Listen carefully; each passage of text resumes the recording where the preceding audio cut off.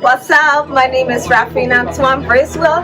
I'm here today with LRTN. We are on Wooden Avenue in the Chase African American grocery store. We have fufu powder, we have palm butter, we have cassava leaves, we even have barbecue like creams and soap. We have wigs for the hair.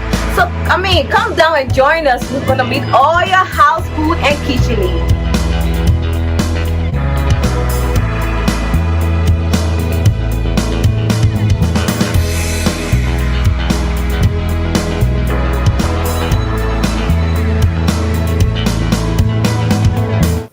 Welcome back, ladies and gentlemen. My name is Derek Yale, and this is Liberia Radio and Television Network. We have a brand new episode of the Hard Zone tonight. We will be discussing issue relative to the political space in Liberia. But before we introduce you to the topic we have on our schedule tonight, let me introduce you to our panelists.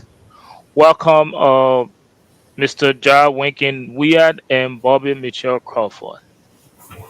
Bobby Mitchell Thanks. Crawford, welcome to another episode of the Horizon. Thank you, brother Derek. It's always a pleasure to be here. Thank you. I look forward to tonight's discussion. Thank you very much. And Mr. Ja Winkin Weah, welcome to yet another episode of the Horizon. Okay, thank you, Darius, for the opportunity always. We look forward to what's happening tonight.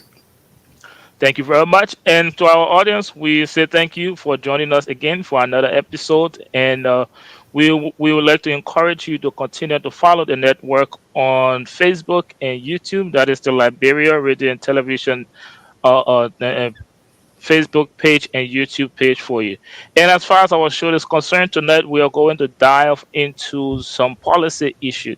But before we do that, we will start off the show with a lightning round looking into a long-time advocate for peace, Leymah Gbowee, Facebook letter she wrote to the opposition community.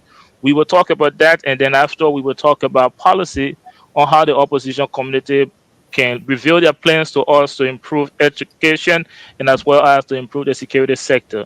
And of course, we will be going into the President Weah visit to in attendance at the United Nations General Assembly. We will talk about that as the last topic for the Horizon tonight. So let's get into Leymah Gbowee's letter.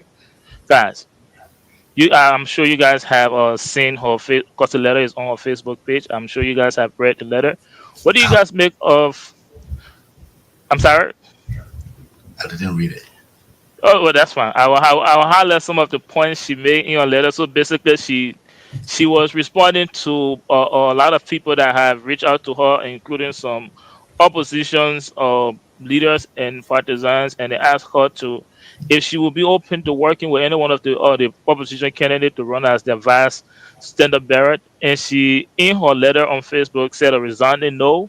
And she also highlighted that the opposition community will fail and be flogged by President Weah if they don't unite. So that was some of the highlight points of her letter. But Bobby Mitchell Crawford, let me get to you. Did you have a chance to go over the letter? Well, honestly, a lot of what she alluded to in her letter, I heard about it in different quarters in the Liberian political cycle. But let me just pick it back to I know earlier you mentioned about her being one of the peace ambassador. If my memory serves me well, she, along with Ellen Johnson Sirleaf, they won the Nobel Peace Prize, right? And I think part of that initiative was she opened a foundation, a peace foundation in Liberia, something that could serve as a conduit, to follow not just peace, but for social justice and economic emancipation. But this is nothing to indict on the honorable ambassador. But for some reason, it's been years, and her peace initiative or her foundation I haven't seen much of it in the news. But having said all of this, right, there's no way you can discuss Liberian politics without factoring in the Gbowee's equation. What she was referencing about her not wanting to be someone's vice president is okay. But whatever she said has already been experimented through the CCP. and we saw how that imploded. So from all indication, because of the diversity of interest people has, and all the different political orientation rather people have, the whole thing about coming together will become, I don't want to say far-fetched. It's not possible at this time. But that doesn't excuse the fact that George Weah cannot be beaten. Because in everyday Liberian life, they are suffering. We know it because we here in the diaspora, we send money to our people back home for them to be able to meet their needs. And someone alluded to the fact that even marketeers, people that sell food, they do what we call self-pay. That means you go to the market ground to sell your food. People don't even have money to pay for the food. So you actually give it to them on a credit basis with the understanding that whatever hustle they engage in, they'll be able to pay you back. That's just an example. School fees are skyrocketing. Basic needs like just having food is a problem. So whenever you hear, oh, the economy is growing or things are happening in the country is moving in the right direction, but it's not translating to everybody in the everyday life of the people. So Bowie whole accession might be good and dandy, but at this point in time, it is not feasible. So let let's us look at let's move on ourselves. to, I got your point, Bobby. Let's move on to you, Mr. Jai Winkin Weah. Knowing who Leymah Gbowee is, she said her decision to not join ranks with any one of the oppositions is strictly based on the fact that she thinks that President Weah, believe it or not, like him or not, he still has some weight. So unless the opposition community unites and form a collaboration similar to that of the CPP, they stand no chance against George Weah. Mr. Jai Winkin Weah, my question to you is one: what weight do you think this statement from a Nobel Peace or Nobel Prize winner, and what weight do you think her statement carries? And do you agree with her that with all the opposition community coming together, similar to that of the CPP, they don't stand a chance against President Weah? Well, I want to start from the going election that President Weah won. There were a lot of participants in that particular elections. Then second round came before Weah won the elections. But there is a difference. In that particular elections, the Liberian people, they don't know much about Weah, about performance in government. Now, everybody knows what he has done for the past years, almost 5, 6 years now we're going to. So there will be a big difference. I also don't believe that President Weah can win a outright elections based on his performance for the past 5 years. So everybody is entitled to his or her opinion. But I think the Liberian people will see through and ask themselves questions. Under Weah regime, are they better off? Right now, as I speak to you, I got more than 5 requests from my brothers and sisters wanting to pay school fees of their children. So I'm not the only person. Besides family, you got friends calling for help from whatever we do here in the United States. And what I would tell all Liberians, if the past 5 years of Weah make your life better, then he is your choice. But we should be realistic at this point in time. If we want a better Liberia, Weah can be defeated. Thank you, Mr. Weah. It's true, President Weah can be defeated, and to an extent, Madam Leymah Gbowee actually agree with you. She said he can be defeated only if the opposition community unite. And in the closing part of her letter, she said that Joseph Yuma Boaka, Alexander Benedict Cummings, and Tewon Gonglo, the election is in your hands if you unite, but you cannot win President Weah alone. Now, let me go to Bobby Mitchell Crawford with this. Do you think, knowing who Leymah Gbowee is, I asked this question to Jai Winkin Weah, do you think this statement carry weight, especially for those Liberians that are listening? Do I think it carries weight? Yes, that is the Oh, question. there are a lot of things that people espouse in Liberia, especially when you're in the public, arena. People think it carry weight. It depends. You know, who are we kidding? There's a reason why Totman initiated a unification policy. There's the only country with less than 4 million people, the last census I checked, that was so there was lack of a unity that a president had to initiate a unification policy. That speaks to the division within the country. So, like I said earlier, it has already been experimented, right? If you think we are so popular, what a lot of people tend to misconstrue has to do with this.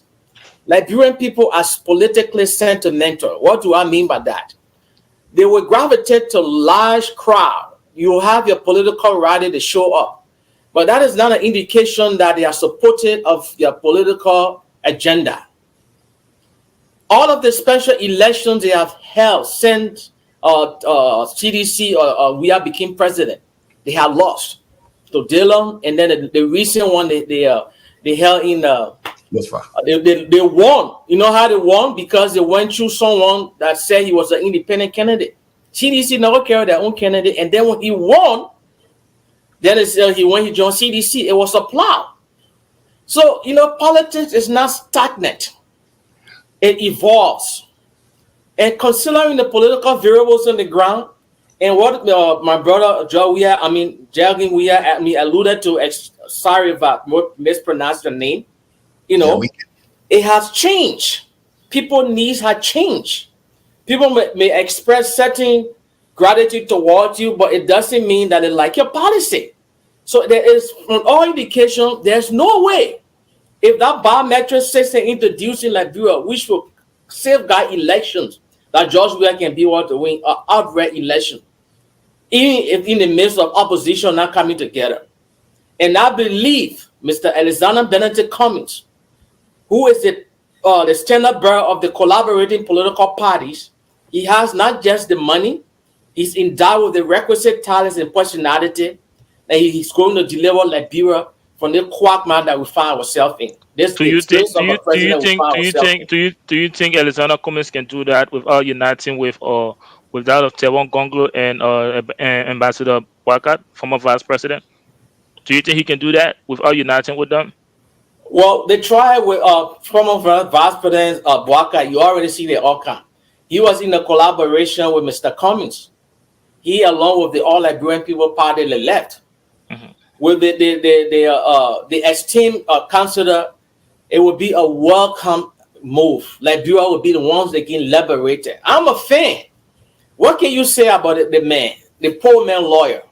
He's not a part of ANC, but it would be disingenuous to come here to, for lack of a better term, to badmouth him, because he been there in the vanguard of the struggle for liberation of the Liberian people.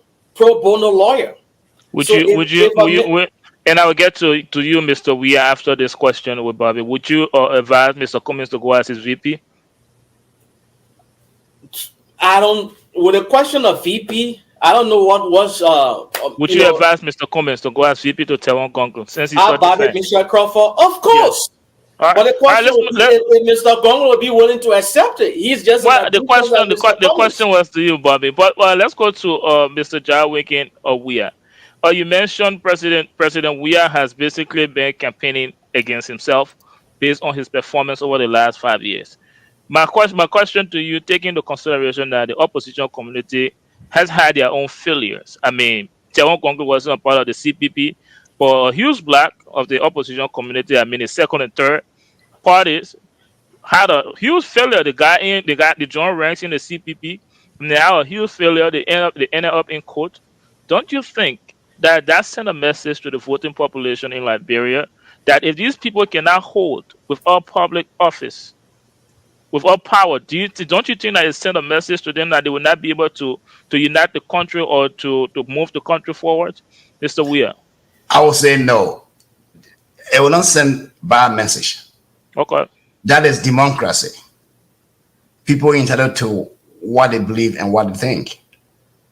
Even though there is a fight among the opposition political parties. But as I said earlier, everybody knows what we are doing in the past 5 years. I don't think the Liberian people, I don't think they can afford to bet their lives on President Weah for the next 6 years. For that reason, Gonglo is coming to be the torchbearer for all Liberians, not only Liberian people. Even though people think Weah is popular, yes, because using the resources right now, here is people that are controlling the resources to campaign. But the Liberian people, they understand the last time people gave them money, gave them rights, but after the elections, they couldn't see the very people. Typical example is the former spokesman who means that we played the last time. You're part of Weah, your big Weah supporters. And besides him, there are many people of Weah who supported Weah who are disappointed with him. So during campaigning, people may appear at his rally, perhaps to get some money, but they know after election, you don't know them. So the ballot box is a secret. So they will vote for someone that they believe will give them better lives rather than somebody that will give them a hand out. Liberian people deserve to make their own money as individuals to support their own family, not to go beg somebody if your wife is pregnant, not to beg somebody to send your child to school. People need to earn their own money. They need jobs, not necessarily government jobs, but they need for government to create the opportunity so that there will be investment that will allow people to get job, to be empowered, to do so many things in the country. So we may say, okay, he's popular or he did X and Y, but the Liberian people will see through what has happened to them or what had happened to them during the past 5 years. Thank you, Mr. Jarwinkin Weah. Let me draw your attention to a very specific section in this letter from Leymah Gbowee.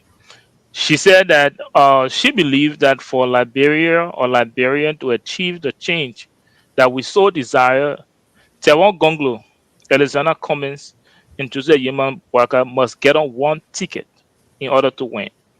Now, my question to you is, do you think Tewon Gonglo can do this alone?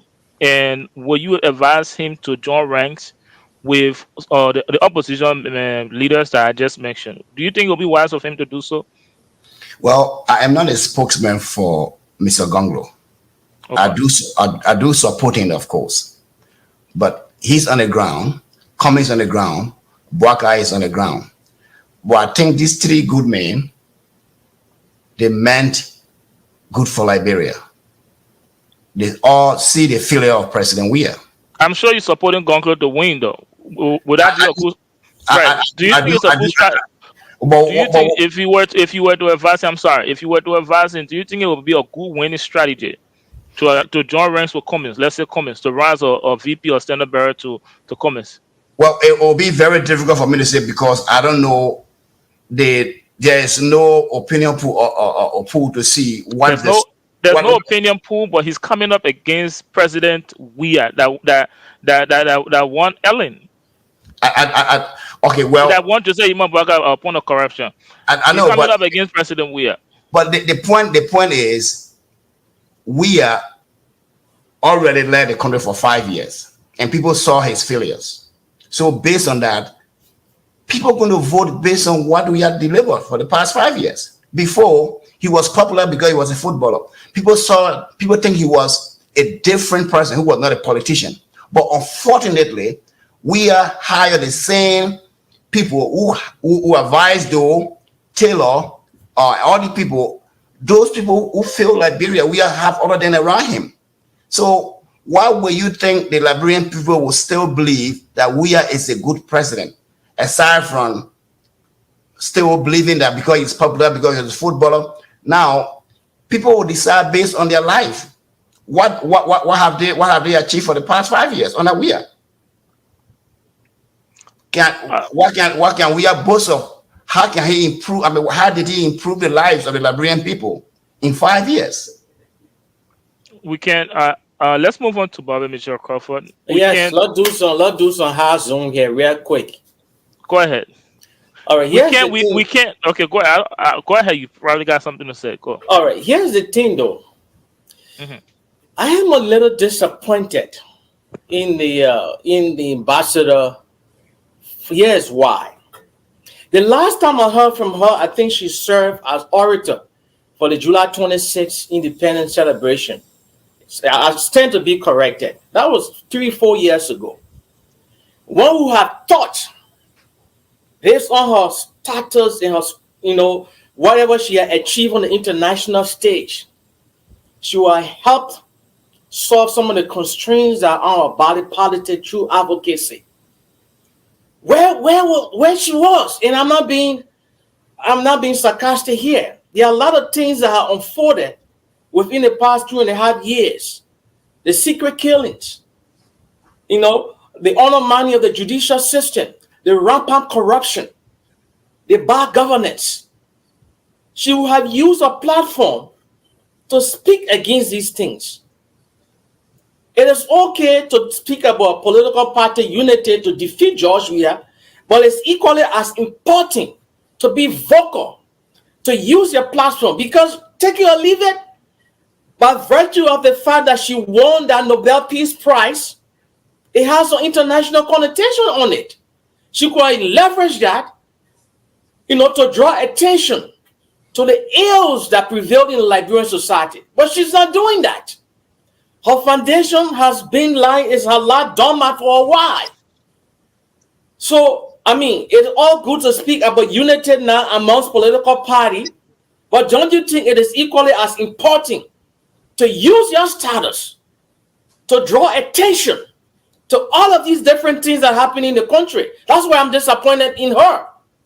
Because in fact, it's far-fetched to even say, about unity and this and that. They say it takes two to tango. Cut your losses and move on. We have tried it, it's not feasible. So to keep expanding on it, let's come together and everything will be kumbaya to pull it mildly is bullshit. Excuse from my French. It's not going to happen because you have a man who has served in government for 42 years who has that entitlement mentality. It's either me or nobody else, who hasn't spoken on national issue for years. He who feels that the president said that he part fan. He's not willing to go to primary. So with that kind of a mindset, how can you work? Well, you can't even work with a person. So I will work more better with the extinct councillor, the old man Boaka. He has shown to be a tribalist, a divaler in chief. Well, and that's just a fact. Mr. Jawinkin Weah. Thank you, Bobby. Mr. Jawinkin Weah. Bobby Mitchell Crawford just extended an invitation that he is willing for his candidate to work with you, with your candidate, Tewon Gonglo. I haven't heard you extend an invitation to work with Cummins. Okay, before I speak to that, let me say one more thing about the ambassador. She talks about unity, but she's not willing to join anybody. So what kind of signal is she sending? If she really means business, that she wants unity, then she should be willing to join other people so that she will bring idea how to bring about unity among the opposition. But she can reject that and talk about people are not wanting to join. But with respect to Tier 1 or Johnny Ranks with Mr. Cummins, as I said earlier, it will be a good idea, but I am not a spokesperson. Cummins love. But Bobby Michelle isn't a spokesperson for Cummins either. He just extended an invitation. Yeah, I know. The question: will you advise him to, if you were the spokesperson? Let get hypothetical. Will you advise him to join ranks with Cummins? Well, I will not advise Gonglo on a decision to make because he has advisor when it comes to political issues. If you were the advisor, if I were the advisor, because yeah. I don't. So you don't. So are you saying that I don't have problem for Cummins and Gonglo Johnny to beat President Weah. I don't have problem with that. But what I can say is to say, okay, Mr. Cummings and Mr. Gonglo, I think as time goes on, the two of them or the three of them, they are three now people look at in a place that they will see for themselves and say, look, I think it is about time for us to put our differences aside to be President Weah. All right, I got your point. Thank you so much. Just to close out on this lengthy round, I would like for you guys to just give me a summary in response to Leymah Gbowee letter. She's literally saying that if the opposition community don't unite, they don't stand a chance against President Weah. So let me take your last comment on this. And to what extent do you agree or disagree with Leymah Gbowee's letter on Facebook? Let's start with you, Bobby Mitchell Crawford. It is untimely. It is opportunistic. It is an attempt to bring ourselves back in the spotlight. I mean, that sounds harsh, but that's just what it is. Where has she been all of these times when the Liberian people continue to be exposed to all of these vices? You know, that is a constraint on their life. I would love to see her more involved. Now this time we can't talk about unity. Where was she when Mr. Cummings was being paraded in the court system on a false charge?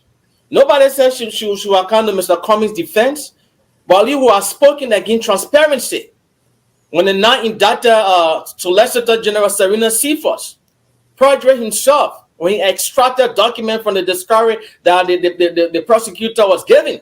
She could have spoken against it. Where was she when the auditors were killed? When LU students were brutalized? Those were young students, and she's for peace.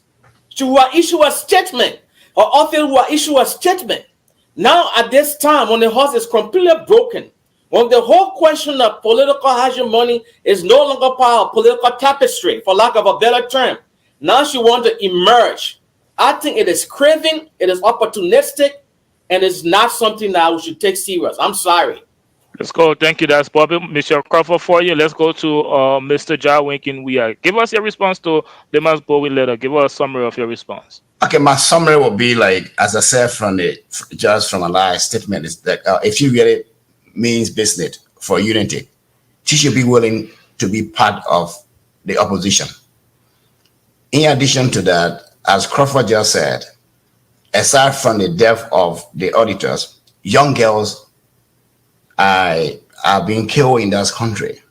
Nothing come out of that. She's a female, but she has not issued any statement condemning any of these things. I believe that she really wants to make up what she missed out in the past. She was not heard, or she wants anybody who wins to consider her. She wants for the Liberian people to say, oh, she did say it, depending on the outcome of the result. So in short, she should really do what she was awarded, the Peace Award. She should talk about things that are happening in a country that is not right. Thank you very much, Mr. Jawinkin Weah. You got a comment, Bobby Michelle Crawford? Oh, no. I mean, she thank you, but should talk about peace in the country. Don't even get me started. I mean, I'm not being how the ambassador. But let's wrap up with this segment. Let's wrap up with this segment on the Hard Zone. And for those of you watching, continue to participate in the show in the comment section and continue to follow the network. This is the Hard Zone for you. When we come back, we will be going into some policy issue. We will be talking about how the opposition can reveal their plans to us to strengthen education. And when we take a break after this break, we'll go into the security sector. And of course, this is the Hard Zone. My name is Derek Galley, and we will take a short break and see you right back. My name is Theophilus Nelson I. I am the founder and CEO of Lift Africa LLC. Lift Africa started as an employment agency that sought the employment of immigrants coming to the U.S. and finding ways and means to be able to start life in this great your country. Now we have added airport pickups and drop, car rental, or rental. As you see, we have a new business location. Started with just a little office part, but today we have a whole complex that we can do a lot of stuff with. Hello everyone, my name is Geneva Kreitz. I'm the Executive Administrator of FLUFF Africa. We have an excellent employment rate at our company. We work with and for you regardless of your situation. If you've ever been in prison, maybe your background isn't great, do not worry. We have a place for you here. We believe in equal opportunity for everyone, especially you. So sign up today and begin earning. My name is Emmanuel B. Horton, Operational Director for Live Africa. Live Africa is the place to be.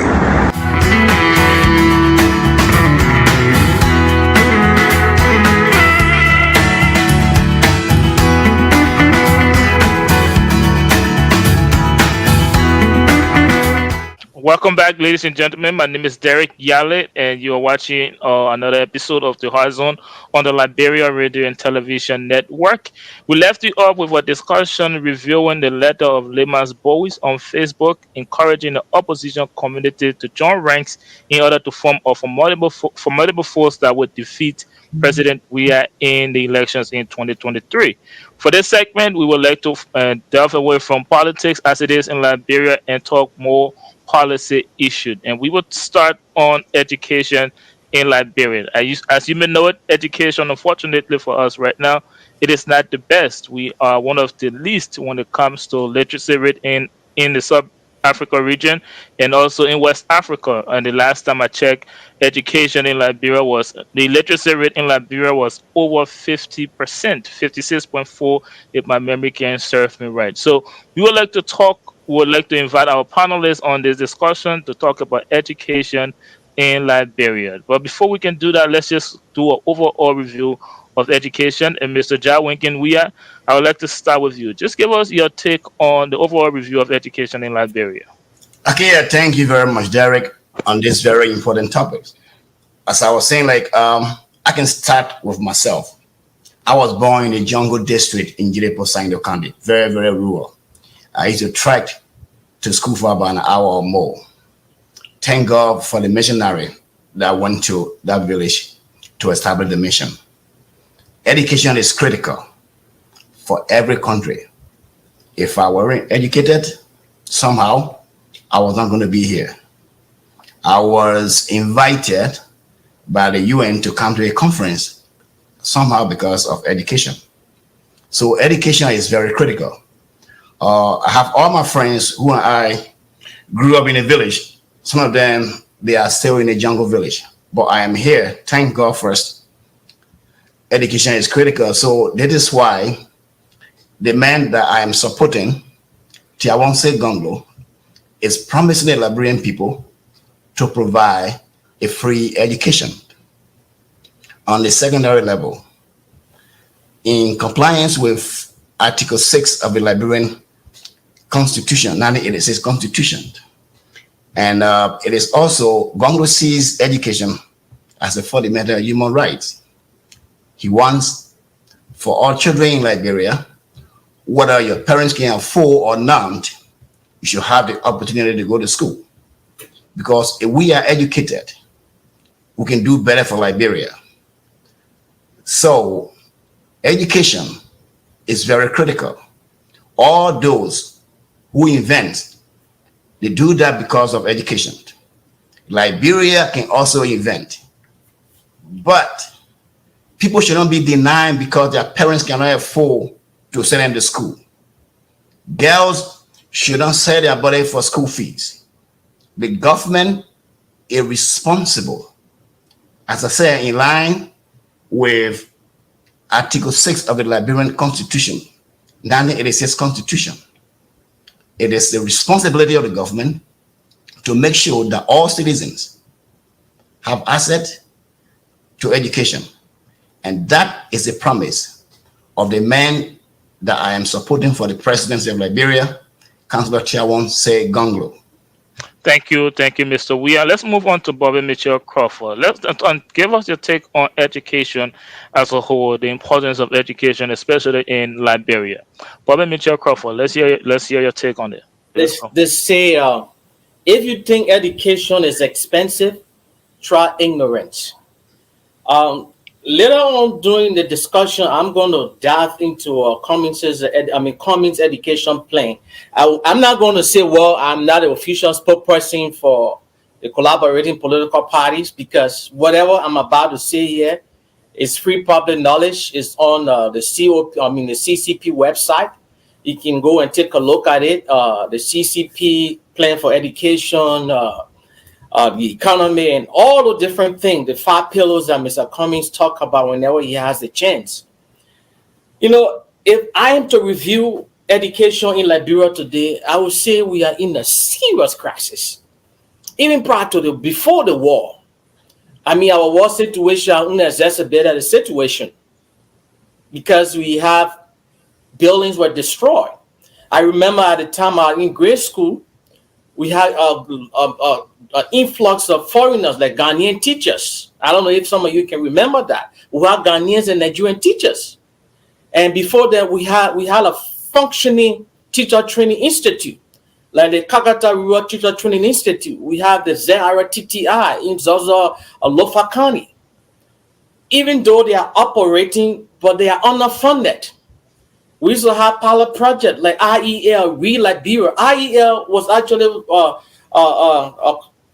the improved efficiency of learning. It was located in Banga City, Bon County. It served Banga, Bon County, Nimba, and Lofa. All of those are gone. So it comes as no surprise. I mean, earlier you were generous enough to say, well, is the illiteracy rate in Liberia is at 54%. I beg to differ. I think it's more than that. Liberia has one of the highest illiteracy rate not only in West Africa, but on the entire continent.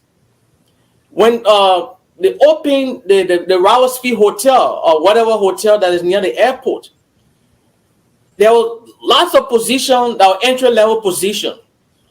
They encouraged Liberians to apply. Of course, there's HR at the place. They wanted to test their employees with just basic math skills and reading comprehension.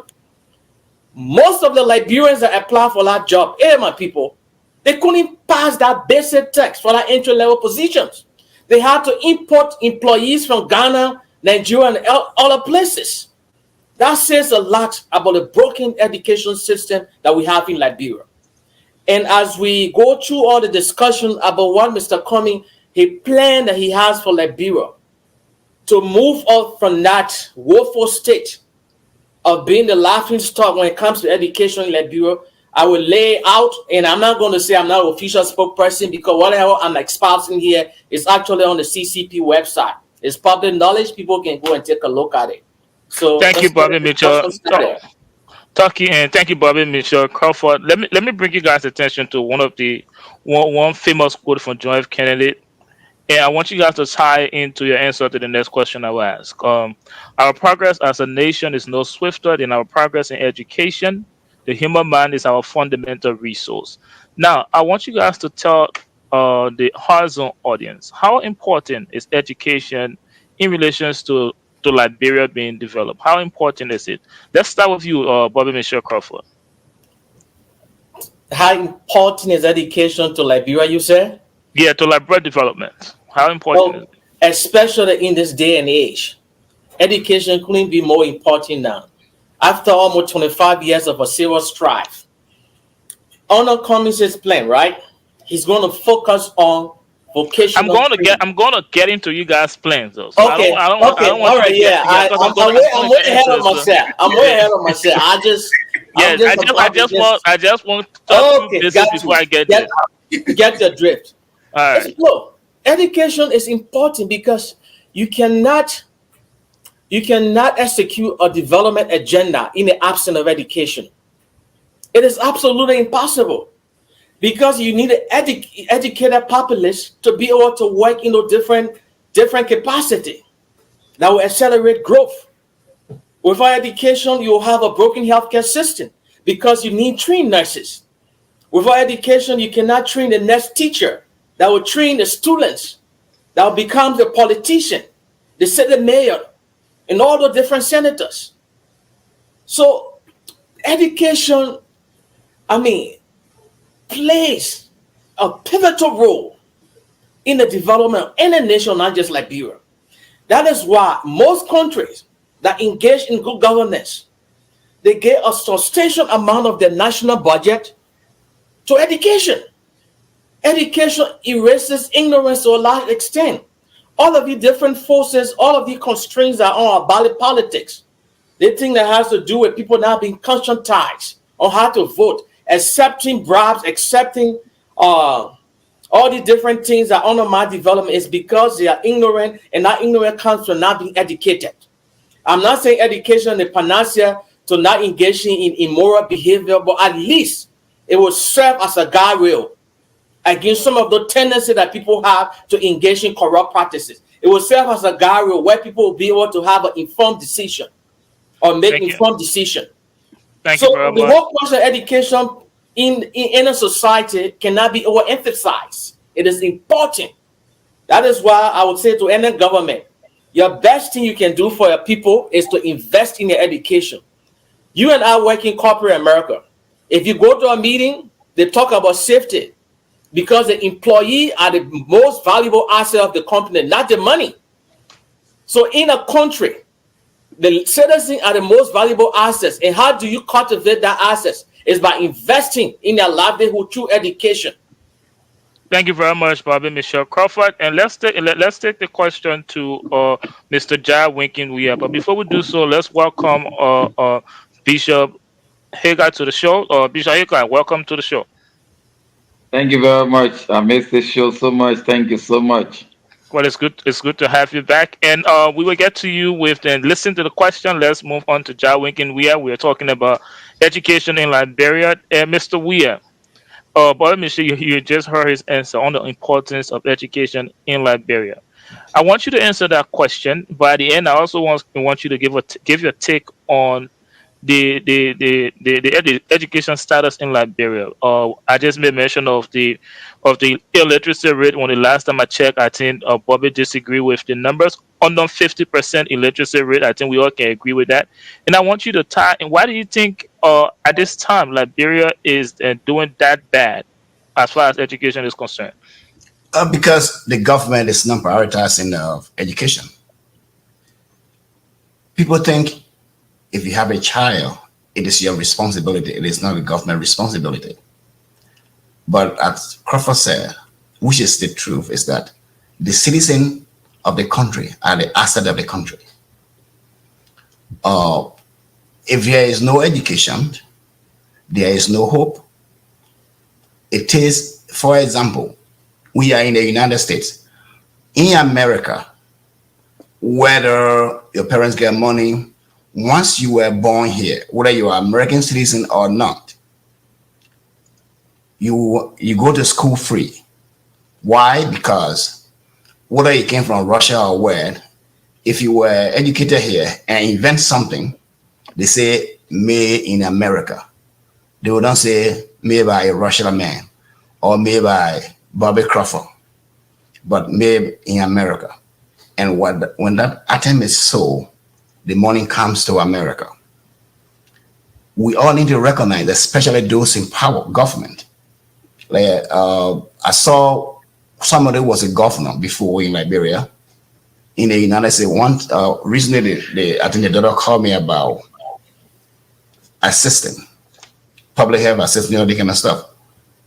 Because of no prioritization of education in Liberia, most of the institutions are broken. Even right now, if you were to take all the vehicles here and send them to Liberia, all the streets that they are building, all the construction of roads, if they are damaged, who is going to maintain them? Where the worker going to come from? I had a friend who came from Liberia who has the degree. So I recommended that friend, but he could not even complete ordinary application. So that tells me there's something wrong with our system. We need a system where people will not buy grades. So that means we need the kind of presidency that will see that education is good for the country. Every child needs education. We need a kind of system that will encourage competition, that No child will worry about their school fees. The competition should be based on, look, if I score the grades, I will get to the level. If I get this place, the children should worry about scoring the grades, where the government meeting the obligation of providing the facilities, including infrastructure, textbooks, meals, and all of that. There is no miracles. Even the America and the very West, they never fell from heaven. They all invested, they sacrificed in their own citizen and other people. So we need that in Liberia. We need to invest in education. And that's the only way. We shouldn't say the child is not my child. All children are children in Liberia. So, Thank you very much, Mr. Jai Winkin. And let's move on to our panelists that just joined. I'm sure you've been following the conversation. We are talking about education in Liberia. Our country right now, unfortunately for us, there are over 50% of our population is illiterate. Tonight, we're diving into policy issues. What plans does the political institution that you support will have for education in Liberia? But before we get into that, let me ask you, Bishop Hager, why do you think Liberia is where she at right now as far as education is concerned, and what do you think can be done or should be done? Well, thank you very much for the opportunity given me. It is a very important conversation tonight. The issue of education have two dimensions. I just want to remind us, during the past, politically, it was not prudent for the administration to provide education across the nation because in the past, the political establishment felt that the more people were educated in terms of the indigenous population, it means that their political leverage will reduce. So the effort to educate the people of Liberia, the citizenry, was very limited. So only private school churches were coming in to provide that education. Look at a nation where you couldn't get access to education. So majority of our people were left in the dark. However, even since 1980, since the indigenous took power, but the effort to improve the educational system, there was not much investment. I take, to just make one important comparison, if you went to Ivory Coast, if your child is in 5th grade, the government of Ivory Coast will assign a 14-digit to your child. And that is the child's social security. The person cannot leave another school when they don't do well and go to another school and take a higher grade. That 14-digit will go with you straight to university. When you reach the 9th grade, it will give you a test. That test will determine what your strength lies. If you will be qualified or competent to go to university or you should go to trade school. The government will orientate you. They'll follow you systematically. In Liberia, we don't have any system like that. Someone's in 5th grade, they are not doing well. They fail in the 5th grade. The school failed them. Their parents go to World Trade Center on Asmont Street and produce false report card, and they are sent to another school a higher grade. Even though they really cannot do a 5th grade lesson, the parents believe by promoting their children to a higher grade is better for them. So the educational system, while the government have not invested enough money to provide the infrastructure, to provide a system, to provide the control, the parents, we ourselves as Liberians, we have never been doing well to provide the requisite ingredients to help our children to be competitive. I've seen so many times in Liberia, I've seen parents going, when schools are about to open, to go get false report card for their children, and it's totally disingenuous to helping your child to improve.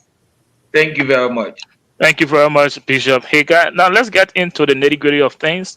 But now we have people that are vouching for the biggest seat in Liberia, and we have both of you here that can tell us their plans or what do you think should be done about the situation as far as it concerns education in Liberia. Mr. Jai Winkin, Weah, let's start with you.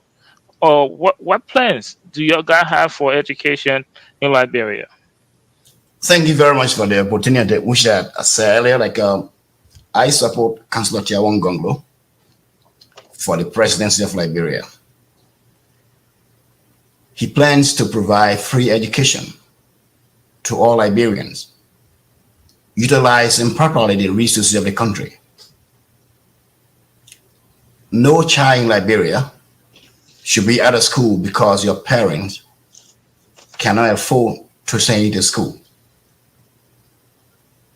Gonglo will do that because it is in line with Article 6 of the Liberian Constitution that requires the government of Liberia to see all citizens as vital citizens of the country, as assets of the country.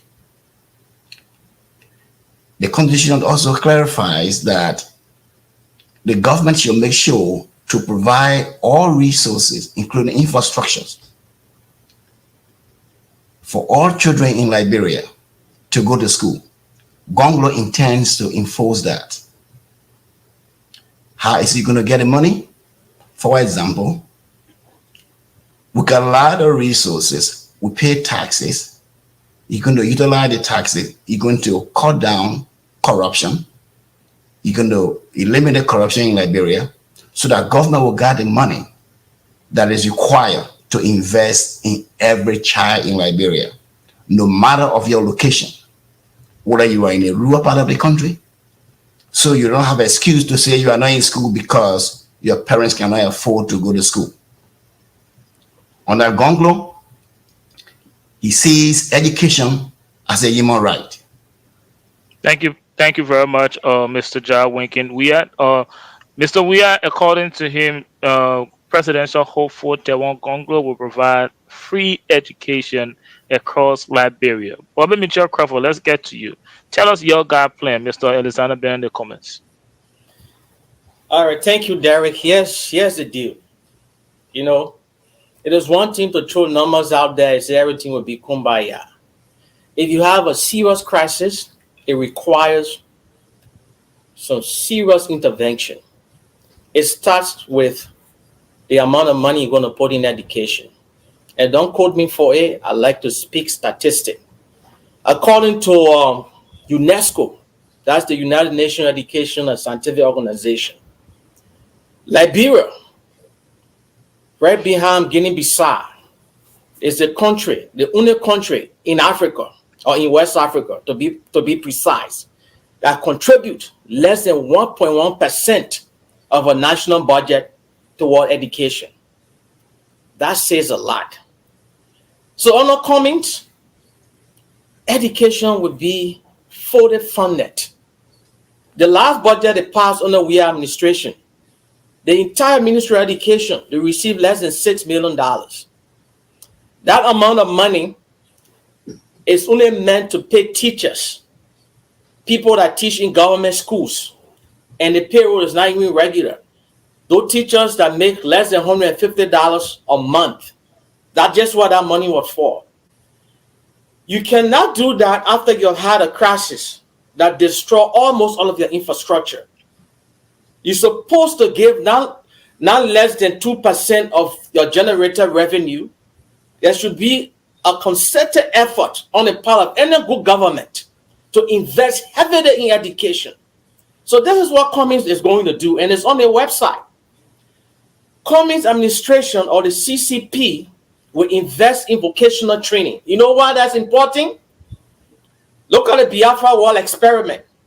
If a country has won itself of war or has civil strife, where the infrastructure of that country is damaged, with all due respect, we don't need people that have degree in political science. We don't need people that have degree in social services. We need plumbers. We need electricians. We need all those people that have the technical know-how to be able to build the country with their hands. So that's what he's going to do, vocational education. He's going to have a lot of MCTC across the nation. And how are you going to do that? By eliminating corruption, by closing the loophole, by stamping that on recurring expenditure, so that the money from over there can be invested in vocational training. The next thing we're going to do, and not in all of its importance, is to invest in early childhood education. If you're building a house and you have a faulty foundation, that house is not going to stand. We don't have a robust early childhood education in Liberia. We don't have the kindergarten system. It's a joke. So a current administration is going to invest in early childhood education. And another thing Mr. Comey is going to do is to engage our developmental partners to not only bring back those pilot projects like the IEL that I alluded to earlier, but we Liberia and all the different goodies that will help enhance education in Liberia. But most importantly, bring back the feeding program. I'm a beneficiary of the feeding program in Liberia. You know, most Liberians who feel food security. Children go to school hungry, they leave hungry. Most school, how many food in Liberia doing care food? No school. Bring it back so that children can be able to eat. And not only that, you renovate and build more public schools in Mozzarella County alone. And just on Capitol Hill, they are still renovating the University of Liberia. When lawmakers are changing their furniture every day, that says a lot about the state of our education system. You know, we don't have enough desks. The teachers are not trained. And another thing they do, they take college graduates to make them teachers. Not because you graduated from college, that doesn't make you teachers. Kwame administration not going to do that. What they will do instead, they will invest in teacher training. They will not only have KRTTR fully funded and ZRTTR fully funded, they will try to replicate those institutions in other countries around the country. So these are just some of the things that is necessary to move the needle. Instead of providing free education for LU students, provide free education from grade 1 through 12. Thank you so much. Thank you very much, Bobby Michelle Crawford. I think you alluded to that of Weah's point. So instead of free education just across the country, I think according to you, and the University of Liberian students should not just have free education. You should bring it down to secondary education. Why don't you think that is? I'm sorry. Repeat that. The university level should be paid for. Should be okay. Yeah. But here's the caveat, though. Paid for, but sufficiently subsidized by the government of Liberia. You know, prior to the war, LU was subsidized by almost 47% and literally increased it. Okay, I don't know what it is. So are you also saying secondary education should be paid for, or that should be free? It should be free, absolutely free. And not only that, something I forget to allude to, we need to have libraries in our country. I mean, it is sad in this day and age. Show me how many public libraries we have in that place. Internet connectivity. You understand? That's the reason why Mr. Comey has there are 2 STEM schools in the whole republic. One operated by the Turkish company that left the bureau, and Mr. Alexander Comey STEM School that focus on science and math. Let's hear from Mr. Weah, because your guy playing for education, you only focus on free education across Liberia. I didn't hear you say anything about the quality of education. So it's not just free education. I mean, not just free education. Other empowering opportunities as well. That includes what he's talking about training people, because you name people like those who consulting role, mechanics, all that kind of stuff. But the point is, that begins with getting rid of corruption. Even though people will say, where do you get the money? I know very well between you and me, if you have a serious government that is transparent and says these are a number of schools in Liberia, and to give them free education from A, B, C to 12th grade, this is why you're going to cost the country per year. And this is what, from cutting down costs, waste money, the government has. So we are appealing to people, including yourself. Once you know that the government is transparent, that the money is spent properly, that your brother will not call you every day, you can afford to contribute $20. In addition to that, if you got a transparent government, the international community, especially America, don't have friends. But when they see that you are transparent, you don't need to lobby it to be recognized, but they will see what you do when you are transparent, when you care for the people. Let me get this clear for our audience. Are you saying that Mr. Gongo will primarily focus on addressing the issue of corruption before taking care of education, or is he going to be doing these things at the same time? At the same time, but you're gonna make it clear how you're gonna raise the money. Zero tolerance for corruption. There is no money for school because the country is so corrupt. You're going to close all the loopholes so that there will be resources for education. So in addition to that, if you and myself see that there is a government in power that is very transparent and see that things are working, if government says they will cause it and this is what the government has from these resources, but they're short of this, so they need help. So in other words, you're saying if and this is hypothetical, if Tewon Gonglo cannot address the issue of corruption or to give that impression of transparency in his administration, he cannot successfully improve education. He will successfully improve education, but he cannot do away with corruption. Corruption is the main thing that is the cause of why we are lacking behind education. The reason I came back to you, and I'm coming to you very shortly, Bobby Michelle Crawford, because you gave your guide plan on education. What I did not hear you talking about is how you're going to tackle the issue of quality education. Because let's say give Gonglo the money to fund education in Liberia. If he doesn't have a plan to provide quality education, it loses purpose. So I was giving you the chance to tell us how is he going to address the issue of bringing quality education to Liberia. This is a plan. The reason why you don't have quality education in Liberia, the system is corrupt. So you got to get technician in place. You don't just come from the blue sky. You're going to propose that this is what you want to see. How is it going to be done? So you got people that are educated.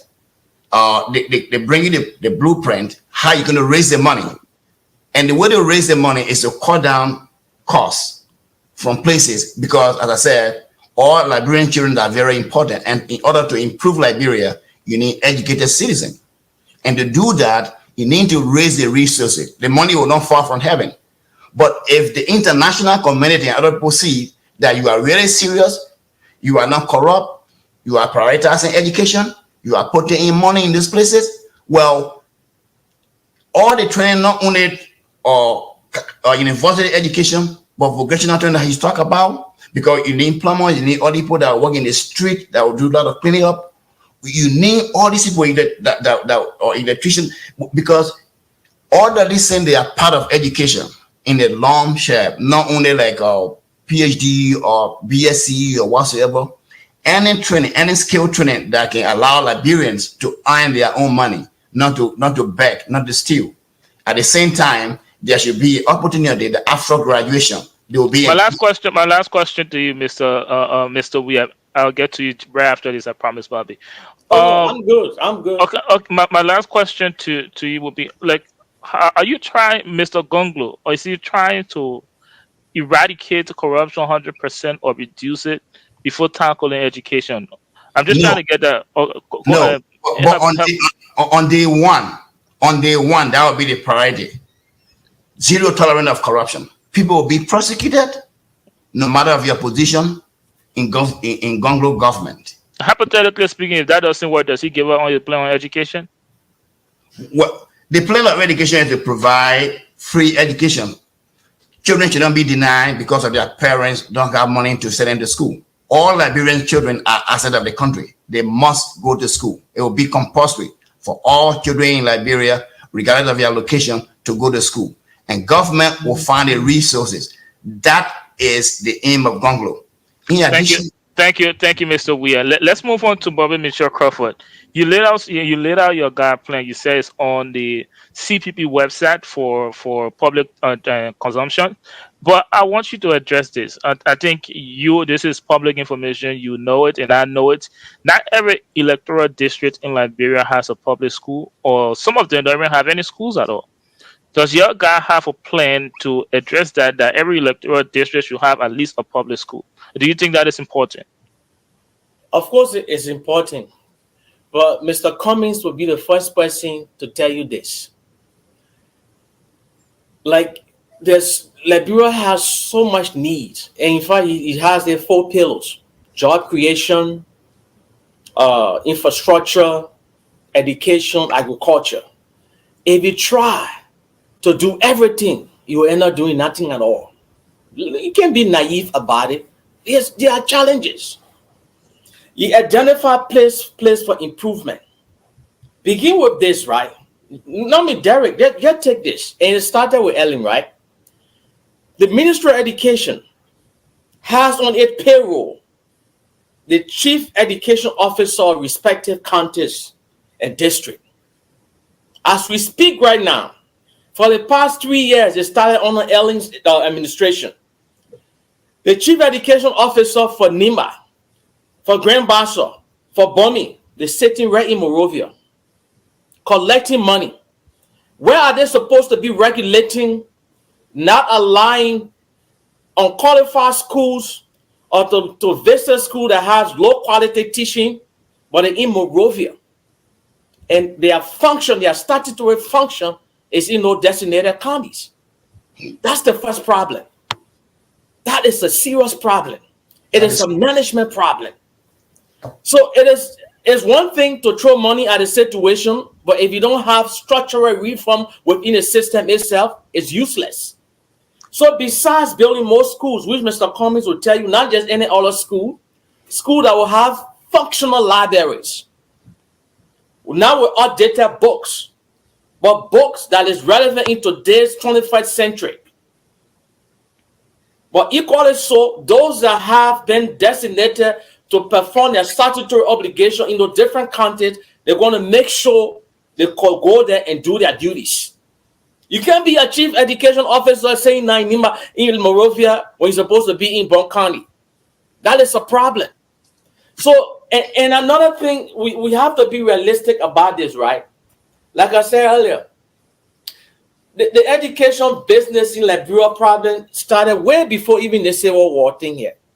The curriculum needs to be restructured.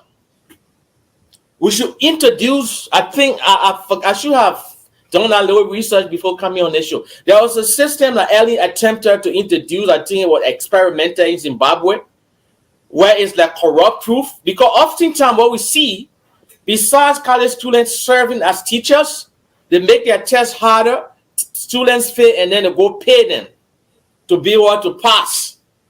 But that system we're trying to introduce, it was an accountability system where it removed the teacher-student corrupt practice.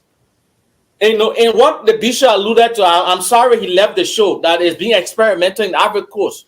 I will dig into that further. I think it's an excellent idea. Every good thing about safeguarding and encouraging education at this time is necessary. And Mr. Cummings will tell you the man is an educated man. He graduated from Cottington University. He had a chance to travel abroad. He values education. If you talk to him, the first thing he will tell you, are you going to school? Because he will notice your deficiency and he will want to help you. That's the reason why at the university, he doesn't talk about it a lot. There are over 250 students at the AME Zion Academy and the University of Liberia that are on full scholarship. Not only that, he has a school. So that says a lot about where his heart is. It's not just a talk, but he sees the need. And when I tell people before it used to be CCP or ANC, we are not a fan club.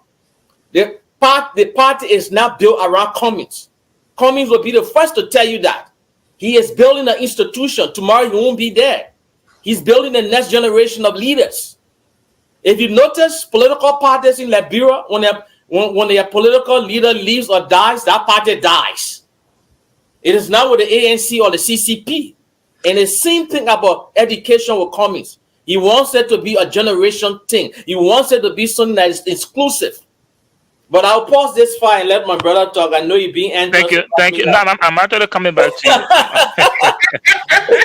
I'm listening. Sometimes I don't like to interrupt you guys for the audience sake, just so they can allow you guys. So I can allow you guys for me, mommy, I will go all day. I know, probably I know where to cut you off. I just try to make you to make you the learn. But both of you though have laid out your guys' plans on education, and I'm sure, or those that are watching the show, including myself, will agree that all of those ideas are excellent ideas, especially for given the condition our country is in as far as education is concerned. Now, one may think or one may believe that this is all just campaign talk. Like this is not realistic. You guys cannot achieve this, or your political leader cannot achieve this. Like in a Liberian way, you can work in the country. People try, they try, it will not work. Like, what grounds do you guys have? Like, what make you believe that this is actually going to work this time? Let me Okay. start with you, Bobby Michelle Crawford. You're in a hard zone right now. Oh, Just I'm in the continue like house zone. Let's that. go. Continue The like people that. can say talk is cheap. Money talk, bullshit walk, right? The man put his money where his mouth is. So that says a lot. Not just there's the Nima University. He go Google front page Africa. He gave 1 million now Liberian dollar, United States dollars to the student. Not only that, he gave a group of Liberian, 100 of them in total, a full scholarship. There are tons of video. Mr. Cummings will tell you he doesn't see the reason why a country of less than 4 million people, we have one of the highest illiteracy rate in this country. We are 5 million now. 5 million. Mhm. Why is it that? That's just a population of Abidjan, not even the entire country. It is a travesty that someone who has acquired this money, so he will be the first to tell you, this is something that grieved the man to the extent where he built a school, to the extent where he gave tons of scholarship. Every time, all the little pageants and things, if you go watch YouTube videos, Mr. Cummings, you invite him, will be there. He can even be opening a 2-bedroom school building, Mr. Cummings will be there. He will speak passionately about the need for education. So it is based upon his doing. You know, they say the best predictor of future behavior is based on past performance. So imagine a private citizen engaging in this level of enterprise in education. Imagine what he would do when he's given the mantle of leadership. When in African politics, the executive branch wields considerable power. Hey, my Thank you, people, you're wasting time. thank you very much, Bobby Michelle Crawford. Let's move on to Jawinkin Weah. Tell us, why do you think this plan is realistic, and why do you think it will work this time? From your guy, let's go. It is realistic because, like, I can give you an example from Sierra Leone did it. Liberia and Sierra Leone had civil war at the same time, but that worked in Sierra Leone, so it can also work in Liberia. Sierra Leone is just a next door neighbor. I'm not talking about America or somewhere else. And other African countries succeeded doing that. With Gonglo, he born as a poor guy. He lived the life as a poor man. Where he is today is because of education. He understands what majority of Liberian children going through in Liberia. He pictured them into his own shoes of coming, poor parents, living with people to go to school, work for people to get school fees. He knows all of that. So, utilizing your own lifestyle, he recognized that if there were no education, people were not going to be behind today. You're not going to play for millions, thousands of hundreds of Liberians who got no money when they are in trouble. Thank you, Ver. Go ahead. Let me let you finish. I'm sorry. Okay. So, Gonglo, as a man, recognizes that Liberia would not go anywhere unless we have educated citizens. And to have educated citizens, the government has to play a major role. And that is why he's fighting to be the president of Liberia. Now, let me start this next question with you. The last time we heard the current administration say anything about addressing the issue of lack of quality education in Liberia was when President Weah talked about bringing 6,000 teachers from abroad to help with training people in Liberia. So my question then to the panelists, and beginning with you, Bishop Hika, what do you think this current administration is not doing anything about education. And what advice will you give them? Let's start with you, Bishop Hager. If we have the partisan, the supporter of our present president goes in the street, demonstrate and say, you know book or you know book, will vote for you. If the people in our political party says, educated people have failed us. So you understand the philosophy, you understand the concept of the people, is that education is not important. The government have deliberately, consistently failed to provide the necessary leadership and the investment necessary to take Liberia educational system out of the quagmire. Because the evidence are there. Most of those who are rewarded with big positions, they are not people that strive for excellence. Look at the city mayor of Monrovia. You know his level of output, but he has the president here. It's not a government that supports excellence in education. And most of our good young people who are graduated from the university, there's no opportunity for them. Those who stop in 9th grade, 10th grade, those high school drop out because they know how to say the munya, they are the ones being rewarded with big responsibility and big job. Case in point, how can a president appoint someone who just have a certificate, just went to a certificate program here to be a director of the airport? Isn't that a disgrace?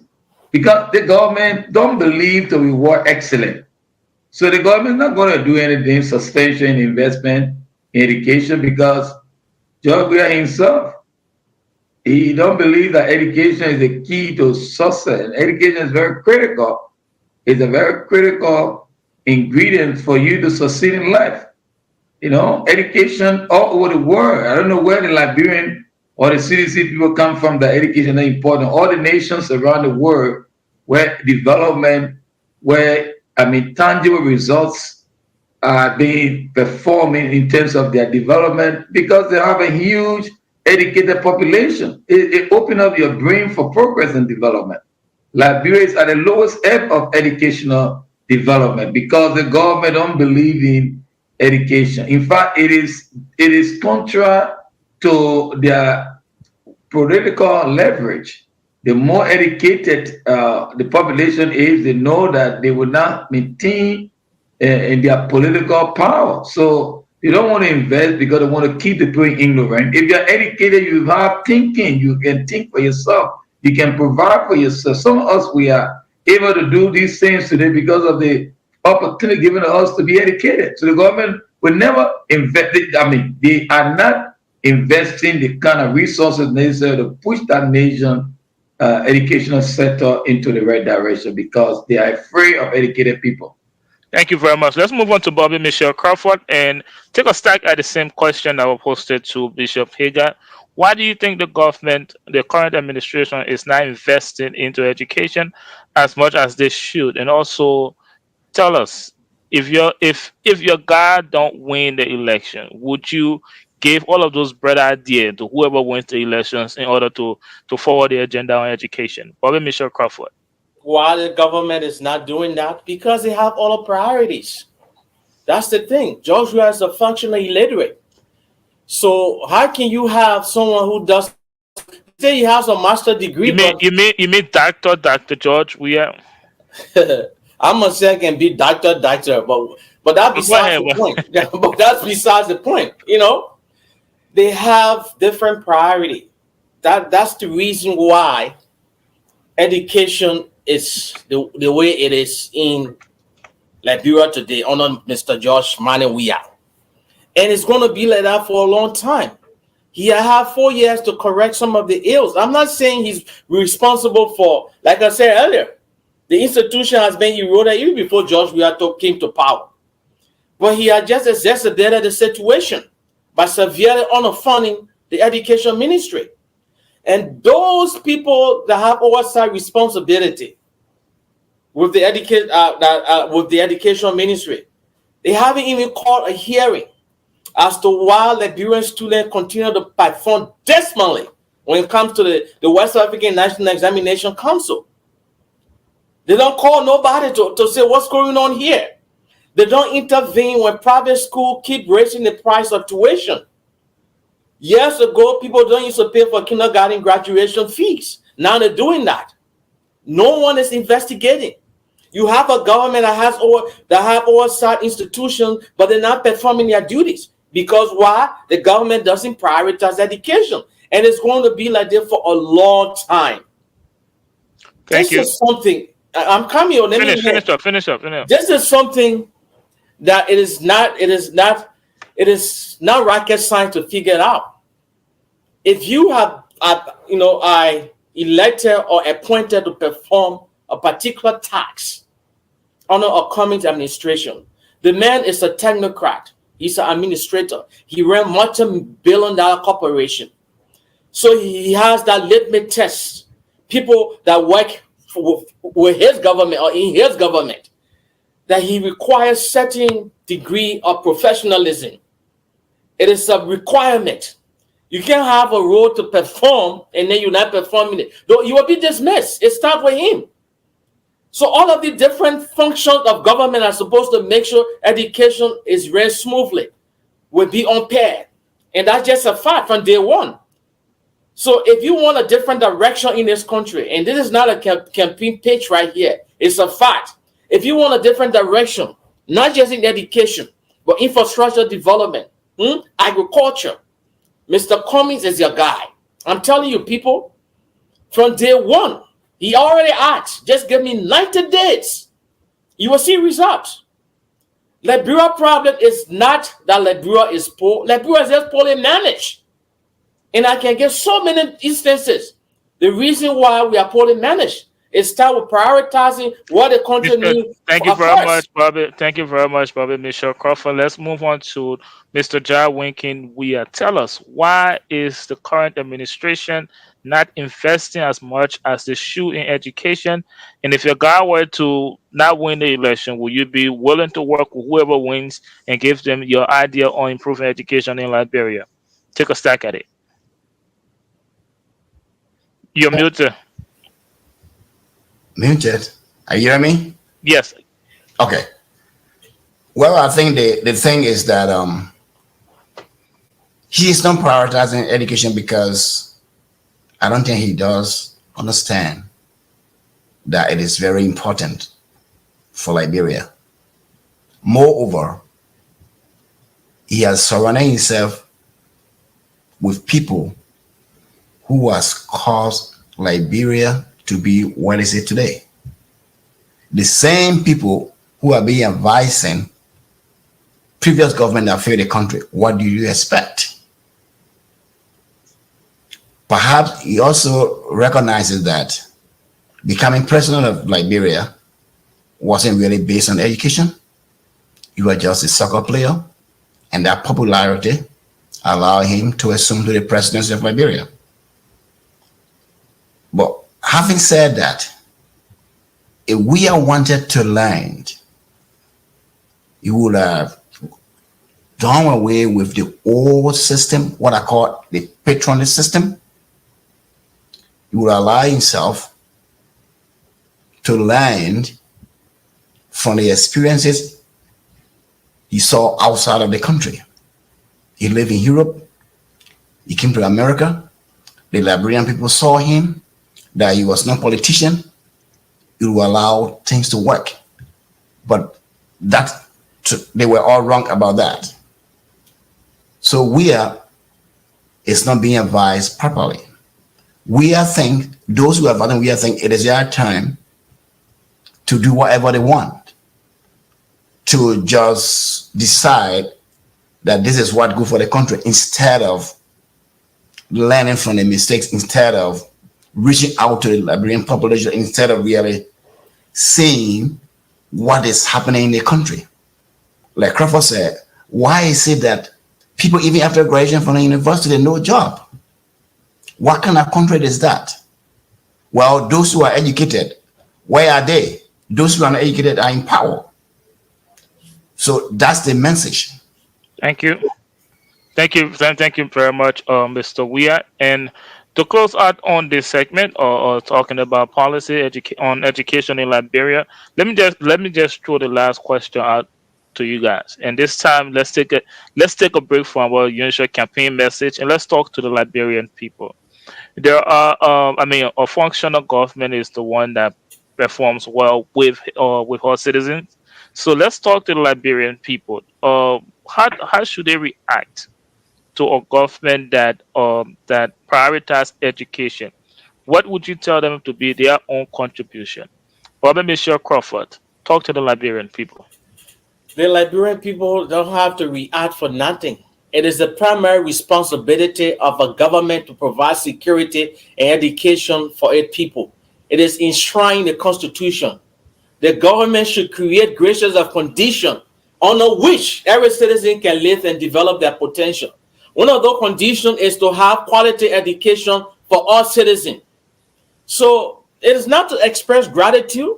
If you born a child and you start feeding that child and send a child to school and buy them clothes, the child will respect you, but it's your responsibility. You brought it in this world.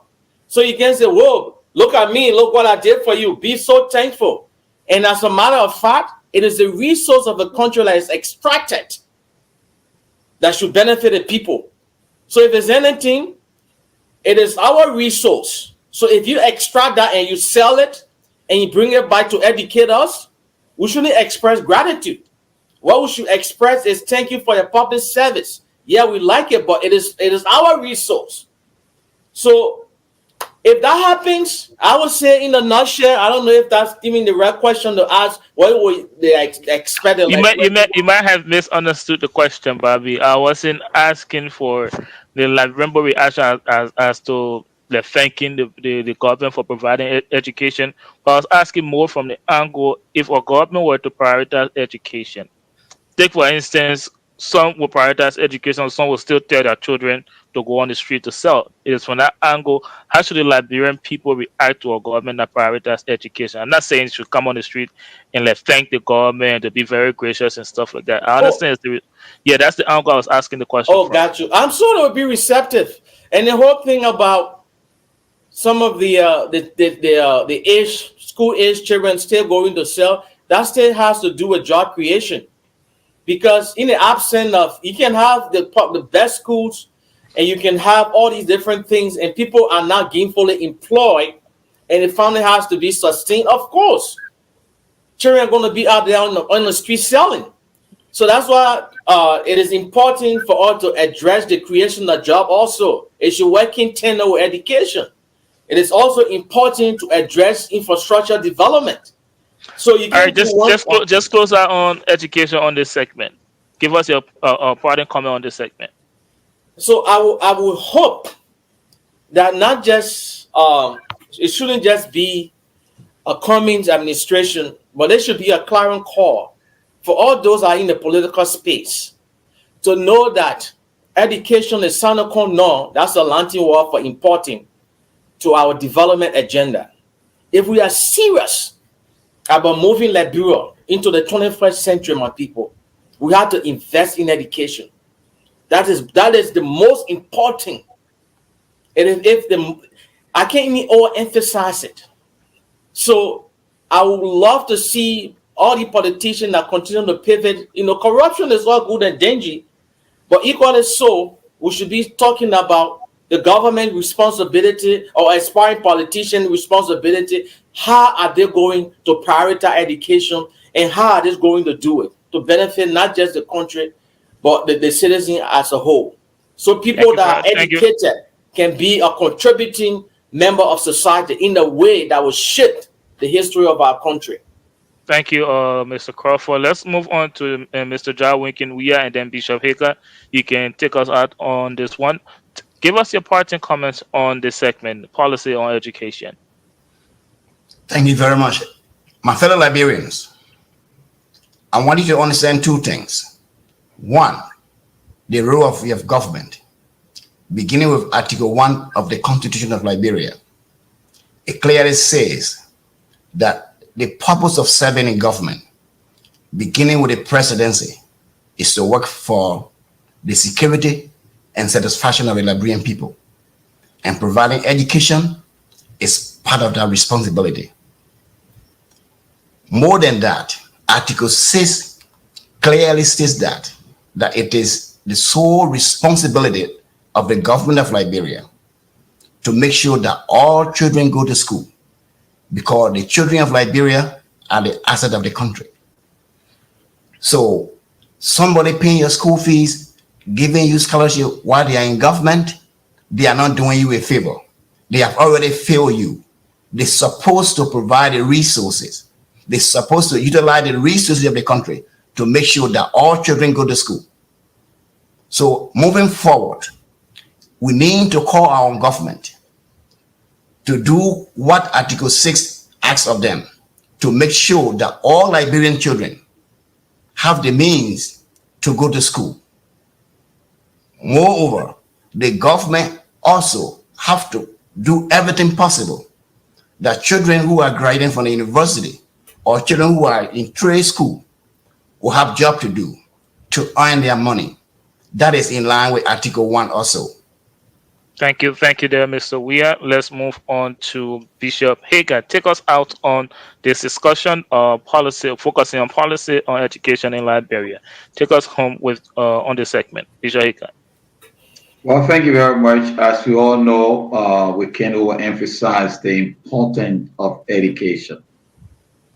I want to make a clearing call to the government of Liberia.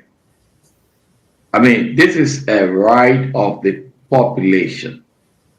If we all want this nation to go forward, the government must have a policy guideline to be spending at least 15% minimum of the country budget on education, investing in the infrastructure, the environment to make education very competitive. If we are not doing that, if the government is not doing that, the government is abusing the right of the population. It is important. We need doctors. People are dying. We need engineers. We need lawyers. We need people with the requisite education. If the government do not invest in education, how will the nation turn in the next 15, 20 years? It is important. And to the population, all of my colleagues on this platform tonight have spoken very well. We need to make a demand. We shouldn't be allowing the politician continuously exploit you. It is your right.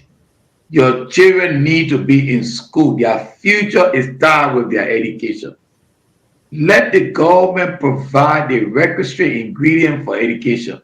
Nobody should be telling you. I don't want to re-quote what my friends have said, but it's so sad that at the end of the day, they will come and say, oh, they gave them scholarship. No individual should be given scholarship. It is the government right. Look at our elementary school. We have a law on the book that free education, it needs to be implemented. Every town and village in Liberia should have a functioning primary school and secondary school. It is the right of the population. So they should judge the performance of the government based on their adherence to providing educational services. If the government is not doing that, vote them out. They're not qualified to continue to lead you. They don't qualify to manage the resource of the country. And to this, I would say the present government have failed miserably. In 2023, we need to vote them up. They will never improve. It's not going to get better. It will get worse. Vote them up. They don't know what they're doing. Who are you going to replace them with? Yes, thank you. Who are you going to replace the current administration with?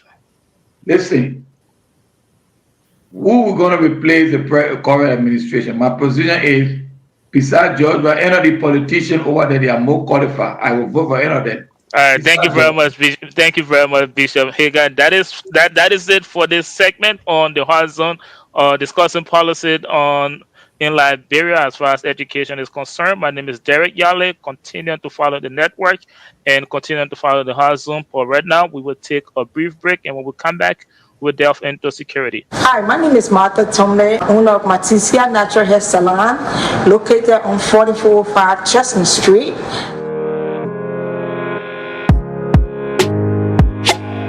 We are specializing in locks for hair, braids, and etc. Call us for all your natural hair needs. You can reach out at 267-703-2330. If you have pictures or videos you want to send us, you can send it to 267-224-0693.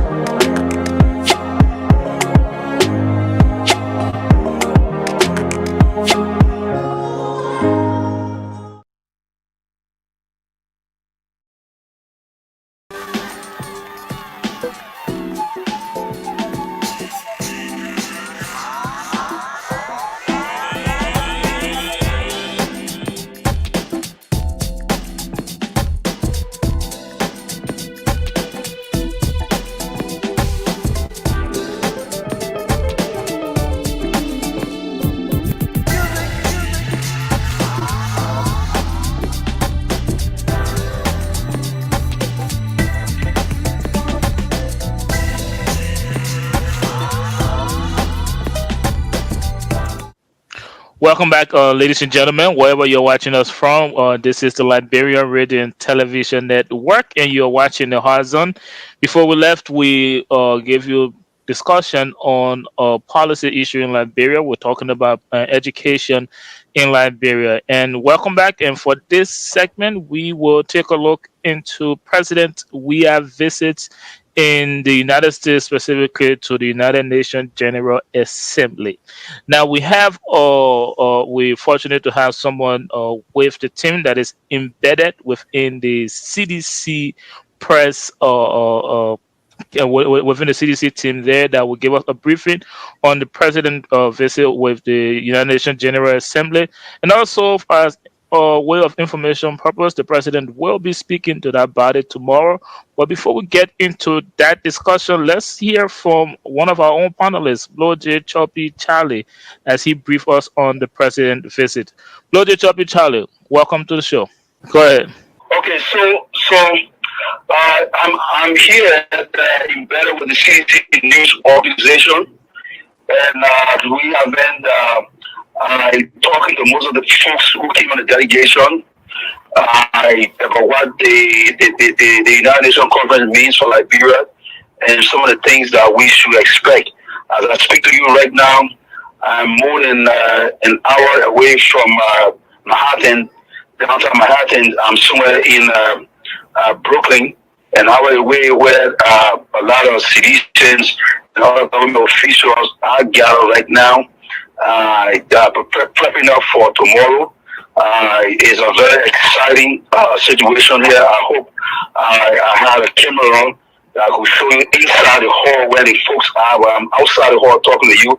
So a lot of excitement going on here, a lot of anxiety, hope for some of the things that have been happening over the last few days, particularly with the education sector. You have the education minister attending some kind of discussions about the education question in Liberia and the kind of benefit that Liberia could get from other countries across the globe. You also had a minister of youth and sports, also talking with other counterparts from across the world. You had a minister of gender doing similar thing. So it has been a lot of negotiation, discussion, dialogue, exchanges of pleasantry, all geared towards helping to make Liberia a better country. Thank you very much, Bloje Choppy Charlie. And as you may know it, Bloje is one of our panelists, and he is not a direct spokesperson of the president and his delegation to the UNGA. So we will not be asking him direct questions, but I will bring the discussion to the panelists. And I will be asking them questions too, so we can give our side or our perspective on the president visit. First, let's talk about. First of all, President Biden spoke today, and tomorrow President Weah will be speaking. And Bloje Choppy Charlie mentioned expectation? What can we look forward to from the president's speech tomorrow? Let's start with Bishop Hagar. What can we look for? What are your expectations? I'm only going to hear rhetoric, no substance. I'm using the experience of the last time he came, I think 2 years ago, when he spoke to the United Nations General Assembly. That speech was actually a pleasurous speech. Nothing original was in that speech. After the speech, there was a lot of sad praises of what is taking place in Liberia.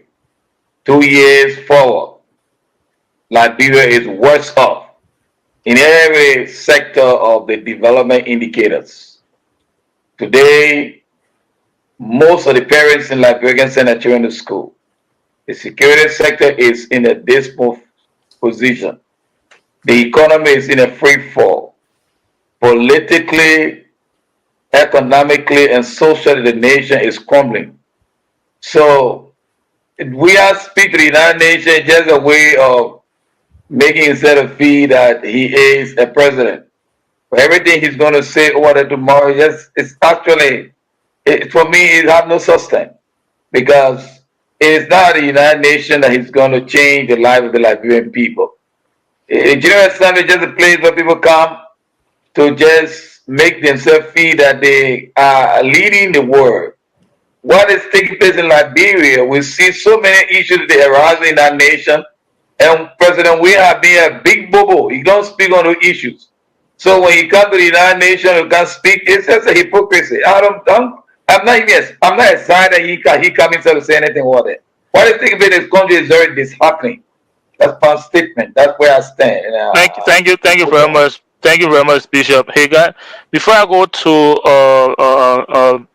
actually, let me go to Bobby Mitchell Crawford. And as you may know, the UNGA is like an open field for diplomacy. And forget about, let's say, put the president of Liberia. You don't have to put a name to it. What door do you think this opens for the president of Liberia? And do you think President Weah is going to capitalize on that opportunity that opened doors to him having access to over 120 world leaders? Do you think President Weah will capitalize on that opportunity? And what are your expectations on his speech tomorrow? Bobby Michelle Crawford. I got zero expectation. I will borrow the bishop's phrase. The United Nations General Assembly is not where President Weah will go to change the lives of Liberians. For him, it is something that is ceremonial. It happens every 1 or 2 years. They go over there, they make promises. And back to Blodge's point about all the different ministers and deputy ministers that came. You know what we call that? A political hit job. He attempted to editorialize. And in that attempt, he embellished. It's a lie that the gender minister engaged with collaboration with these other people, the education. No, those guys been sitting in respective hotels. If that was the case, then why is the press bureau not putting that press up? Who did they engage with to begin with? This is a working section. Most of the people that came over there, they are working. So if you were really serious about engaging, what is the number one thing Liberia is solving for right now? Direct foreign investment. Why is it that the chairperson for the National Investment Commission is now on a trip? Why? He brought a usual suspect to come for a place in my Liberian pidgin English. So what Blodges were attempting to do was just his own editorializing. Because the people came, so he would attempt to put a spin on it. A whole day the person been doing. No. The reason why George Weah had gained this much of attention since he came here all has to do with this sanction stuff here. People were saying in many quarters that this would be, an opportunity for him to project a better image. And he tried doing that when he dismissed the non-performing ambassador that was accredited here to the United States, Canada, and Mexico. and then he asked for the resignation of those that were sanctioned. Those were goodwill gesture. And then he got here. The first thing he's supposed to do, try to meet, and he said he doesn't want to. I don't think he said he doesn't want to, but hindrance, for lack of a better term, should have made it possible at least to speak to a cross section of Liberians. If he can do that by going to the respected stage where his hotel is, he could have constructed a makeshift podium with the Liberian flag behind it and hold daily press conference where he had all the global ministers and deputies that he brought along with him. He said, well, telling the Liberian people, we are here, but this is what we're doing. They don't have to take blowjob to come and lie to me. Let Peace City herself hold a press conference. They don't have to go back and embellish story to the Liberian people. The dedication is large, and some of them here, with all due respect, they have really not performing an official role. They just came for the ride. And they will go home, there will be one cardinal message. We presented our case to the people, and they like what we do. That's it. What tangible was discussed? Thank you very much. They seem to be happy in our lane real quickly. Thank you. When he had George Weah travel, this is funny, right? True story. He went to the United Arab Emirates. You know the Arab people got money.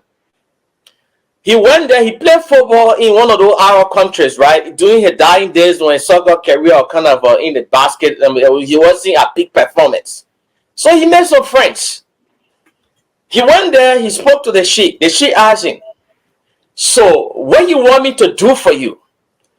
So we had the audacity to tell people, you know, we pay our people here, you just give me $3 million. Those were the opportunity where you took your finance minister and key development minister to go over there and do a PowerPoint presentation to the people and talk about key essential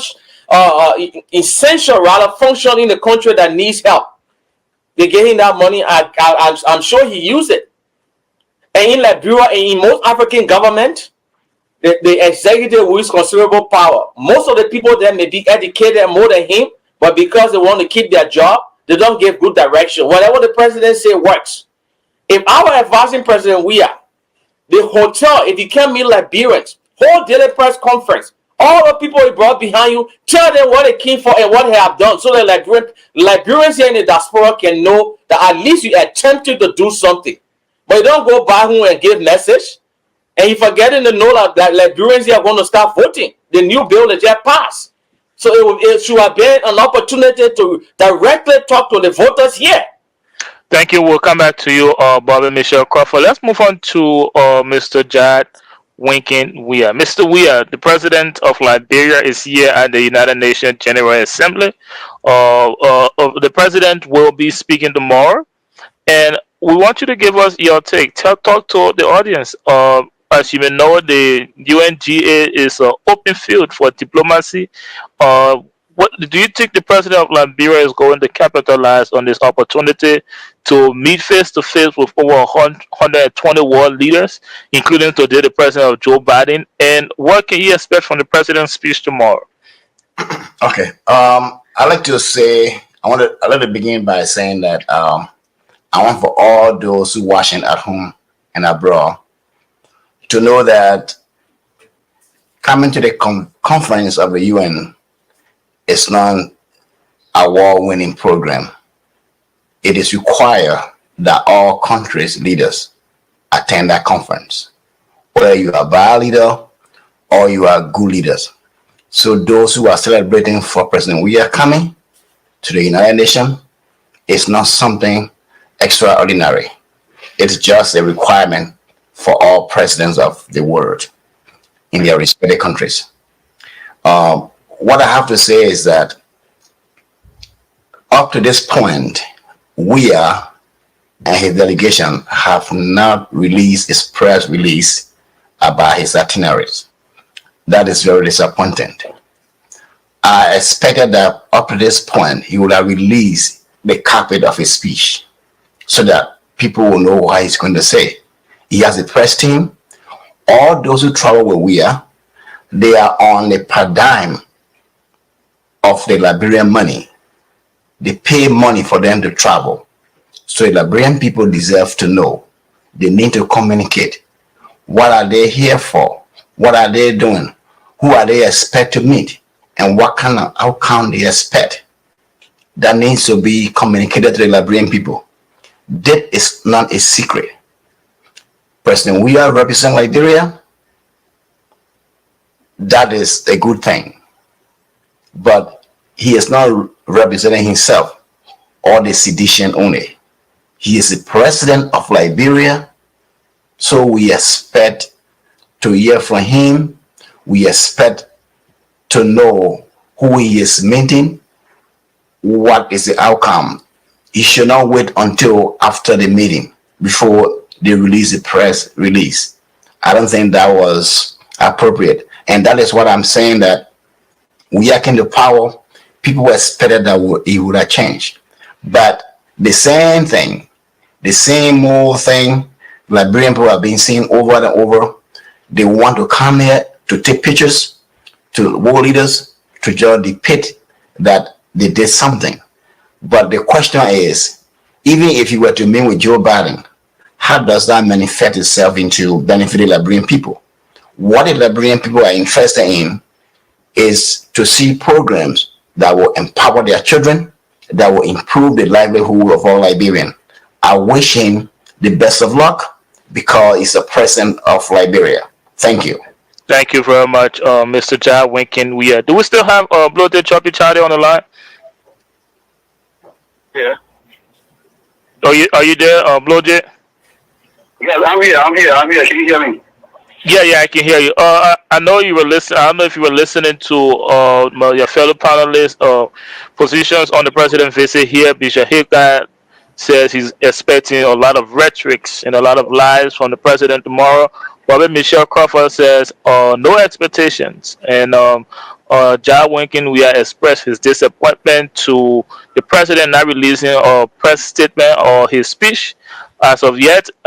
So let me get to you. What are your expectations? If you want to, you can respond to the oppositions on the president's visit to the UNGA. Bloated Choppy Charlie. I think what we just heard is a conjecture of this organization in terms of thought process.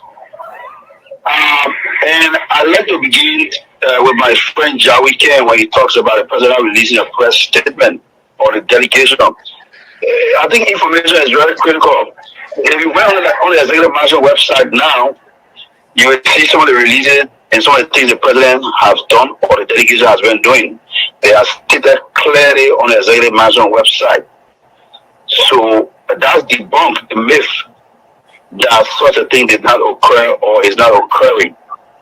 Then we take us a leap to the litany of dangling falsehood from Mr. Bobby Mitchell, talking about, the president, even talking about Arab people. I mean, where was Bobby during this discussion for you to be there with the president to be asking questions about $3 billion for government salary and all kinds of sorts of things that have no relevance to governance? I think it brings the problem we continue to face in our country, where people imagine things and spew this imagination outside. I hate to say they are serious discussions for public discourse. And that brings me to the bishop. When I listen to the bishop, all I can hear is a verbiage of babbling, spewing out incoherently. And it's very troubling when we listen to all of these things, because the first thing in the United Nations, and I think to Jawiken's point, is not a war-winning program where people go there to get all the goodies for their country. There's a formal program that is regular, is stationary, where people go there and discuss about their country and what is happening in the world. So, but it's a opportunity for people to dialogue among themselves and deepen a bilateral or whatever kind of relationship.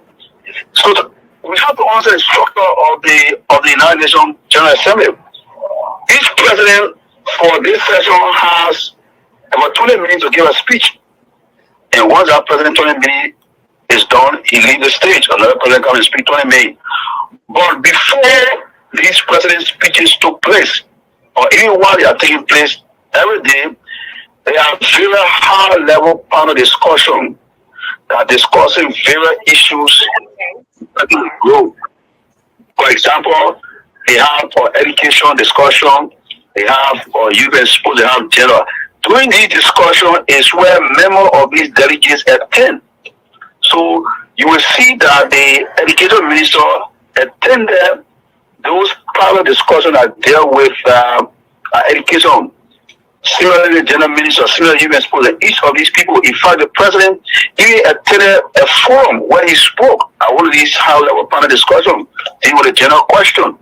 So people have to follow this, and there are a lot of pictures out there where these people are present and participating in this high-level dedication. I'm hoping that we'll show some of these pictures from the house zone, and I will make these pictures available that people can see, and so they can debunk all these myths.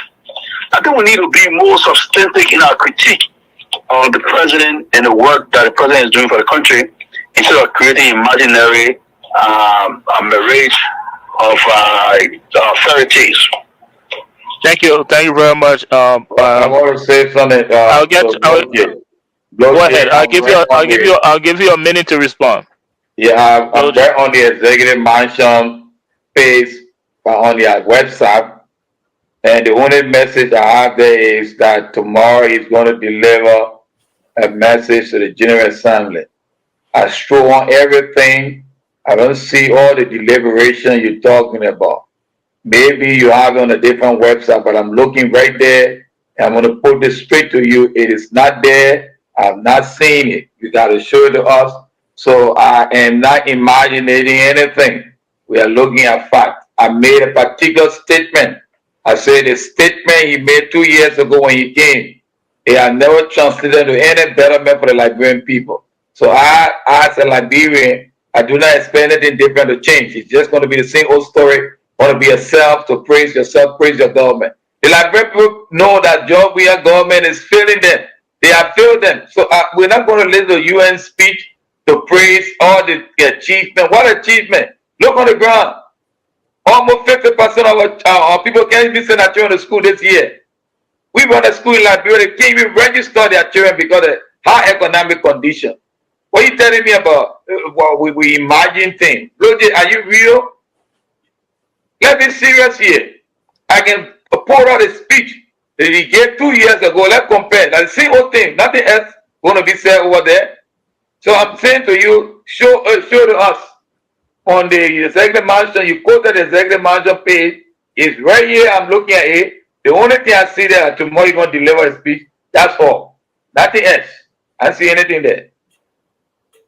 Lord, do you want to respond? I should go ahead with my question. Yeah, let me deal with the man before he responds. Because all right, that is fair. Because we just came from you. Let's probably come out. No, you got to respect 30 seconds. 30 seconds. Yeah, I'll respect 30 seconds. All right, go ahead. Charlie is very. He's a bona fide apologist. A bona fide apologist who's very good at dodging questions, and he engaged in the barrage of big words. Thing is, he will ferment a better argument. And the ambivalent posture of the brother is glaring. You understand? And the bishop just, prove him a lie. Earlier I talked about he loved to editorialize, sensationalize, and embellish. All of those different meetings. You have wished that what they were doing. But apparently that's not what they're doing. Peter Sigita is not meeting with nobody. Now is the education minister meeting with anybody. You say you're going to show a picture. I am waiting to see the pictures. All that have come up from those different meetings are selfie, and the president playing Candy Crush, the president sleeping. You have exhausted. You have 30 seconds. And Bobby, you have exhausted 30 seconds. Mr. Weah, go ahead, and then we'll let Bloje come in. Your mute time is a Weah. Happen. You hear me now? Yes, you're clear. Okay, Bloje. Okay, granted that. Okay, I'll give it to you that you have it on the website of the executive mansion, but you have Leymah, the Liberian News Agency. You got a press secretary. In the United States, when the president traveled, they can refer people to the White House website. Come on, You dog. got outlets. You got followers. I believe that he came with some reporters. We need the stories. We don't have to go to the website of the executive, because the executive mansion website is a PRO website. Yeah. We don't have to hear from Blowjay. Yeah, we need independent journalists on the side, or whatever that traveling with him. We need to know Blowjay. Like, for example, we need to discuss the speech by now if he were out. Nothing wrong with that. Because you're going to talk about Liberia, nothing else but Liberia. All of us, that's our interest. That's what I said. I'm wishing the best because he's representing Liberia. Thank you, but Bloody Choppy Charlie. You can come in and respond to. I think it's sad, and it controls of a lot of misinformation and mischaracterization when we listen to the criticism being offered here.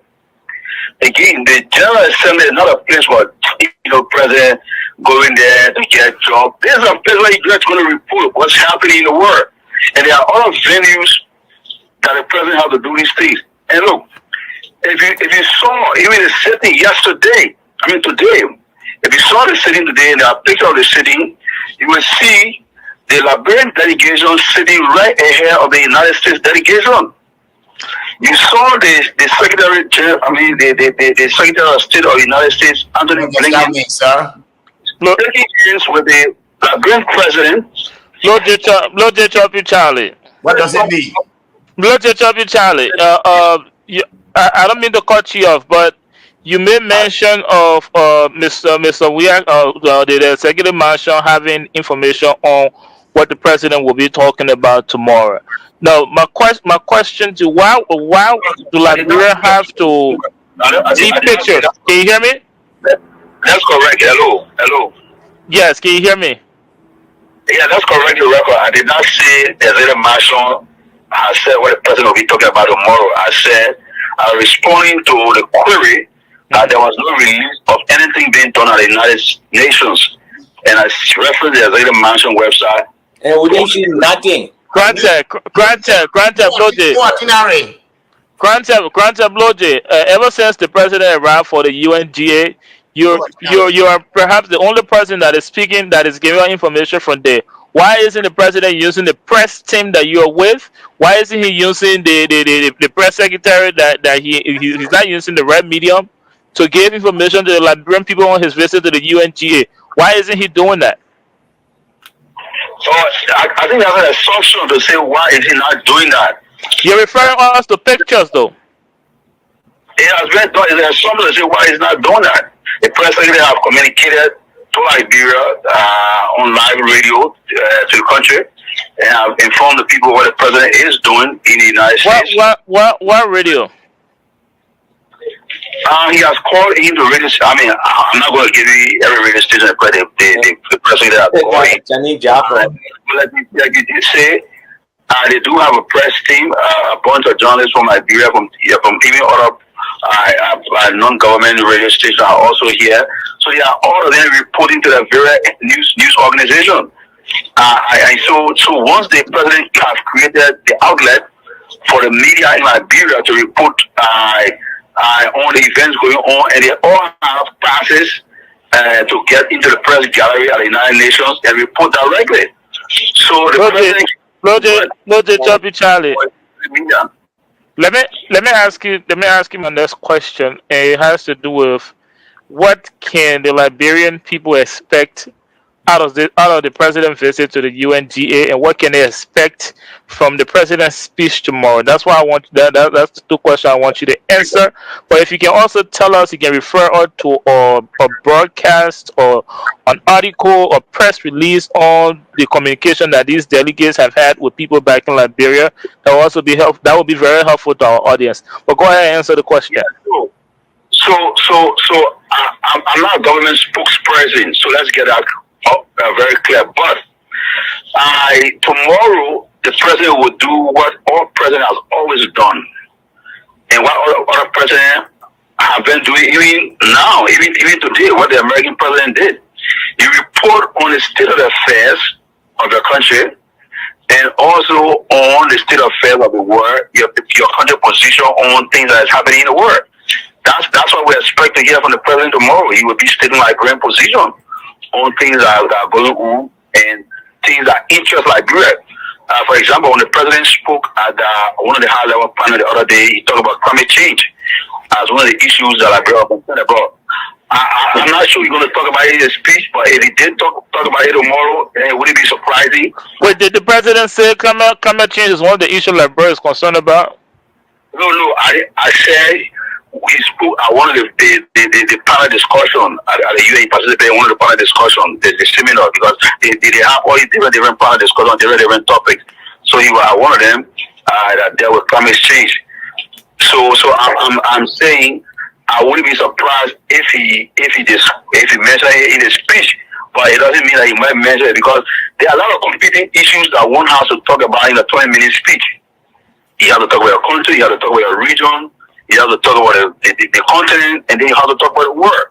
So these are things that we expect for the president to be talking about, like what other presidents have been doing, and I don't expect anything different for this president to do.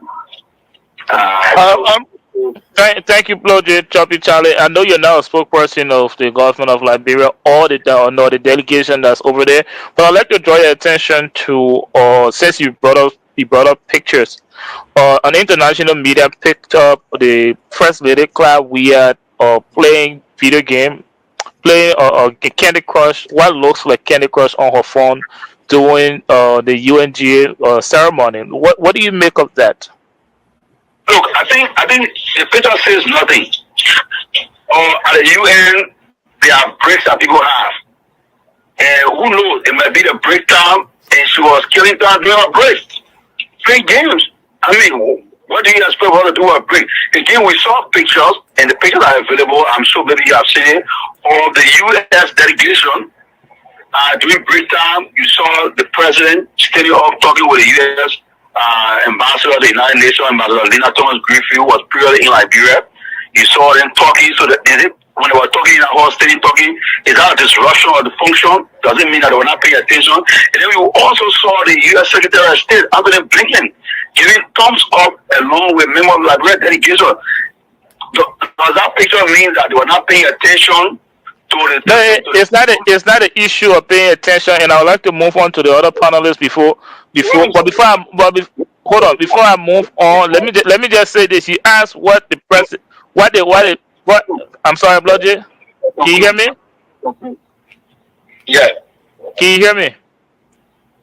Yes, but let me just conclude. All right, sorry, I'm sorry. Go ahead. Yeah, the picture of the First Lady playing Candy Crush does not say whether it was officials or sexual going on or it was a break.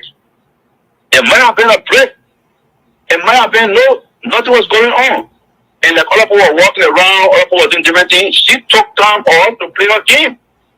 So the crazy of that picture, I mean, it's unrealistic, because we are just again the imaginary thought process that flow of the discussion is troubling.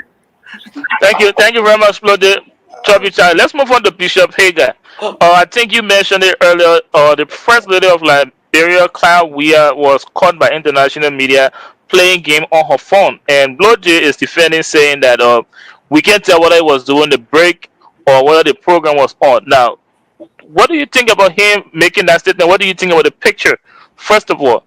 And also, he made a statement that what else can we expect the First Lady to do during a break at the UNGA? I'm assuming that Bloodje had never entered the United Nations General Assembly before in the hall. When it is break time, no official delegation remain in place. When it is break time, all of them leave that hall. Come on, though. That picture that was captured, it was during the time that someone was making a presentation. Look at the picture, you saw the other people were paying attention. It's not a picture about break. These guys need to be serious. This is Liberia. The image that is sent up there is that a group of people that came and they're not interested in what's going on. If they made a mistake, it happened, apologize, yes, it was caught unaware, we're sorry. Maybe the person was speaking French Maybe the person was speaking a language that they couldn't understand. I don't know why there was any interpreter. But for Blojo to come and say was doing breakdown, nobody will meet a session there. Maybe he doesn't know I need to educate him. They will not keep a presidential delegation there doing break. No, it don't happen. Please, Blojo, please, it doesn't happen.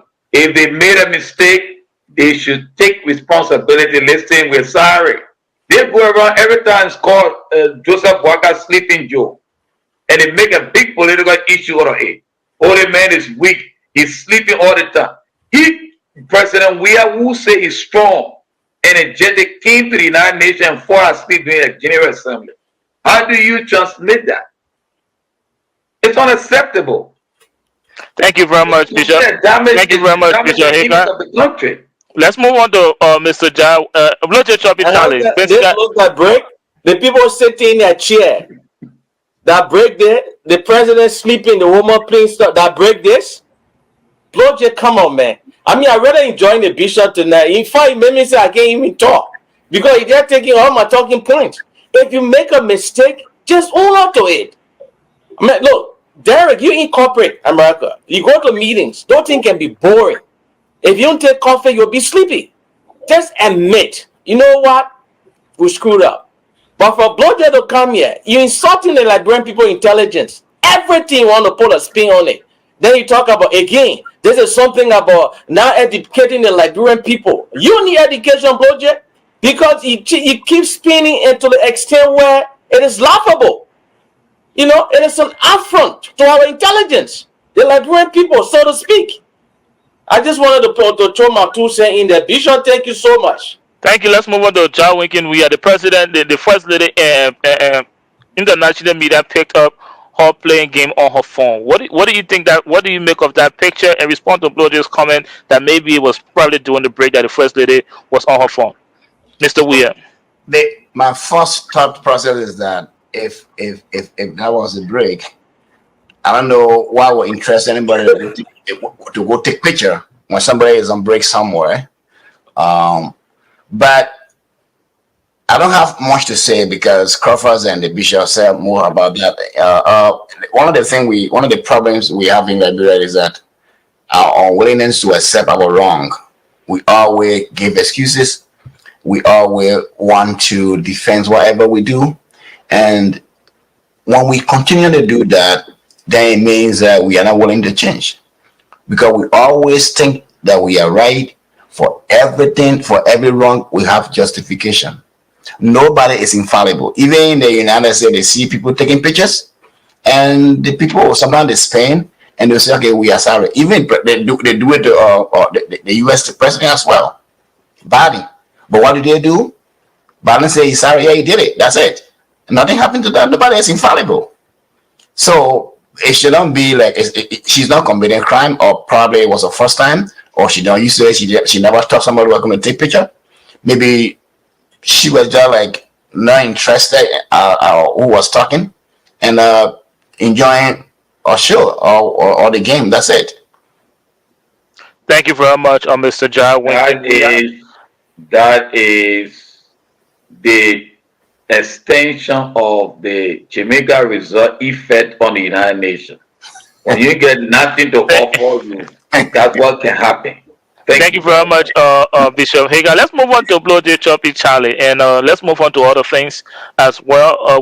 There are pictures that have been circulating in social media.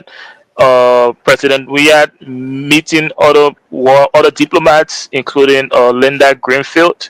Now, Blojo Choppy Charlie, if you want, you can respond to the other panelists. But what does this is like? Those are good images. What does it tell about the president and him trying to establish a diplomatic relationship? Let's start with you, Blojo Choppy Charlie. Yes, I think the pictures there, if you look at the pictures, you're also going to see another picture with a Secretary of State of the United States doing thumbs up. Two things that those pictures are showing. It is debunking the false characterization that are doing great. Nobody's in the hall. These pictures where you see the Secretary of State doing thumbs up with members of the Liberian delegation, that's Fina Bono, and the other lady there is Mawani Dix, the Minister of Commerce. You see them doing thumbs up, that's doing great. And you see the President, Mr. George Weah, He's shaking hands already. That's doing break. You see in the hall, they are still in the hall. So everybody doesn't leave the hall when there's a break. I mean, look, this assumption that we create lies and we tell somebody, oh, just admit that you done wrong, just apologize. Why should somebody apologize for something that you were not there, and you create a falsehood and say the other person should admit that they did wrong? I mean, what kind of thought process is that? What kind of thought process is that? Look, the reality here is that we don't know the facts, but we also have to assume that it could have been a break that the first lady was playing a game on her phone and it's nothing. Everybody doing breakdown and doing all kinds of stuff. So that is not an issue. We should sideline that topic and we should focus on more substantive issues. We see the president is doing a shoulder shaking hands, and these are tete-a-tete. But the fact that we see the American delegation, which is sitting right behind the Liberian delegation, that proximity is also showing the relationship between the two countries. Because these things, people talk about United Nations and protocol. Protocol are not just working in the United States or in the United Nations. These things are intentionally done. So to place the Americans and the Liberians in the same space creates an opportunity for interaction at that level. It means that America is still cool with Liberia, and the Liberian president is having a good time with the Americans, with his counterpart. So again, we need to understand that the United Nations is a place for all countries to go and make the case for their country. I think somebody mentioned even some of the worst leaders in the world are there in the United Nations. I mean, so I don't understand all this noise about, the president being the United Nations have a different connotation or different representation. This is the United Nations. Liberia is a founding of the United Nations. League of Nations, even before the UN, there was a League of Nations. Thank you very much. Thank you, Bloje, Choppy, Chade. And I would like for us to close out on this round on talking about the president being at the United Nations General Assembly. But for us to close out, and I would like to end this with you, Bloje, Choppy, Chade. So I'll begin with Mr. Weah. Like or don't like the man, or support or do not support his administration. This is the president of Liberia. This is the office, the person that represents the office of the presidency. He's at the United Nations General Assembly. Now, close out and take us out on this, Mr. Weah. Tell us, what should the president be hoping to get out of this or diplomatic open field? Mr. Weah. Okay, thank you very much. I would like to start by saying, President Weah is here at the UN. I want for people to understand that taking pictures or shaking hands of anybody at a conference does not translate to anything. He's president of another country speaking to other world leaders. They will not refuse to shake your hand. But what we need to think about is, how will this translate into benefiting Liberians? This is why I was talking about a press release or something like that. President, we had chatted with this person. He said this. That's what I was talking about. But as president of Liberia, we all wish him well, because if he succeeds, that's Liberia. So I hope it should not be the usual Liberian way, because we used to taking pictures to just show that we met this person, Liberians are good at living false life, portraying ourselves to be the person who we don't really are. Thank you very much, Mr. William. Let's move on to Bishop Hagar. Tell us, the president of Liberia is at the United Nations General Assembly. Tell us your expectations and tell us what should the president be hoping to get out of this United Nations General Assembly. What are we expecting? If it means well for the Liberian people to tell the United Nations that 2023, that everything we put in place, that our election will be free and fair with no one cheating. That he, George Weah, promised the world body, because they spent billions of dollars to bring about our democratic process, to bring about peace in our nation was very helpful. And we really appreciate what it did in our country, Liberia. That any attempt by anybody, including the present administration, to tamper with the electoral process or to cheat, the United Nations should come heavily on that person. And the United Nations, George Weah must give all guarantee that for the election to be transparent, that the word of the Liberian people will be respected. If George Weah make that statement, I believe that address will have been having some meaningful implication for Liberia progress. Next year is a very critical year. The Liberian people are seeing the incompetence of the government and they are ready to refuse the government. He must give that guarantee. That's the only thing. Besides that, the international community is already aware. The bigger players in the international community are ready to report on the corruption at the, I don't know how, whatever level, at the governmental level, every area of the government is corrupt. And at the United Nations, there's no way you're going to change the mind of the international community. His government is not corrupt. The evidence out there, they are corrupt government. The government is corrupt. Thank you. Thank you, That's what they can do. They just go there to just say what they want to say. But for me, they must promise the United Nations that next election will be free, fair. Nobody going to play with the result. Because when anything bigger in our country, the United Nations went in there and spent billions of dollars to help us get back to where we are, at least peace and security. Yes. Thank you very much, Bishop Hagan. Let's move on to Bobby Mitchell Crawford. The president of Liberia is at the United Nations General Assembly. Tell us, what do you hope the president will get out of that diplomatic open field? Bobby Mitchell Crawford. I said this, I think Bishop alluded to earlier.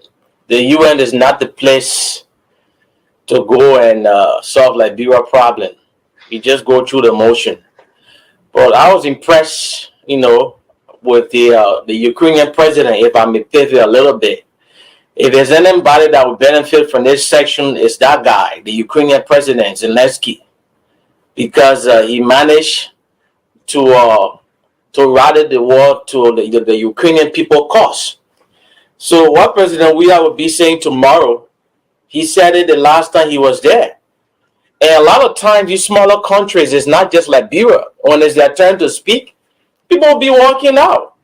Because the people know, they read the fact on your country. They know that your country is plagued by corruption. They know that your 3 senior government officials has been sanctioned. They know that your people are suffering. So when you're saying stuff, it's laughable. It is unfortunate. I will have hope that this trip will be an attempt, to connect with diaspora Liberians, to reset, to really talk to people here. Say, you know what, there have been some missteps, but I know we can do better. But this is another attempt, by him, and Blowjay just reinforced this argument, to not admit your flaws, to not admit that there have been missteps, but to continue to parade these lies that everything is all good in Liberia, and when it's not. So I don't really expect much. He's just going to read a prepared speech, and Sedition will come and dissect and spin, and the thing, everything will be kumbaya. And it's a sad day for Liberians and Liberia. Thank you very much, Bobby Mitchell Crawford. Let's move on to Blowjay Choppy Charlie. Take us out on this one, the president at the United Nations General Assembly. Tell us what to expect in the president's speech tomorrow, and what can we hope that the president will benefit from this and for the country at large. I think the reason why my friends are having a very difficult time is they are creating their own myth and expecting to turn to reality. The United Nations General Assembly it's not a place for people to go and get goodies. It's not a kitchen store where you're going to eat sweet. It is a forum people go and just discuss about what is wrong and how to solve problems in the world. It's not a place that you're going to get goodies from. So this idea that the president should go to the United Nations and leave from there with a bag of rice to go and share Liberia, a big gallon of palm oil to give to people. I mean, it's a joke. It demonstrates a strong, how do I call it, a strong misunderstanding that people who offer this kind of view cannot even imagine. We cannot even imagine them coming close to governance in Liberia. With such a mindset, if they come close to power, there's a possibility that will wreck the nation. We expect the president tomorrow to articulate the Liberian case and the world case, and maybe offer suggestion on how the world can be a better place. I mean, those are just the simple things that people go to the United Nations to discuss. There's nothing much. Make an argument, make a case for your country, why your country is making progress, why your country needs to do good, why the world needs to be a better place. So all this crying, this prejudice of sympathy, that, the president should roll over and cry and beg for mercy. Why should somebody be crying? Look, in politics, you have to earn stuff. You cannot get free. There's no free goodies around. It's not a welfare program that people who want government to break up power in the country will be asking the president of Liberia to come and admit you'll be crying and be begging. For what reason? So, look, we expect the president to make a great speech tomorrow on behalf of Liberia, and after that speech, the president will have the opportunity to be meeting with Liberians in New York City, where he will be briefing them about the progress of government and what his future plans for the country are going to be. Thank you. Thank you very much, Blow J. Choppy Charlie. That was the voice of one of our panelists. He's currently with the team. He's with the delegates and the press team of the president of Liberia, who is in attendance amongst over 120 world leaders at the United Nations General Assembly. That would do it for this part. We talk about. But there we go. Before you go, that man just being bold, just being repetitive. We already agree. The United Nations is not the place to go make the case for Liberia and solve Liberia problem. Because he always pivot to that argument that, again, those are people that are not good governance. We agree on that. What we're saying in essence is the speech the speech is irrelevant. So whatever he say about it tomorrow, it means nothing. So don't come by to say we're expecting to go and beg. That's not a place to beg. We got that. So I just wanted to make that correction.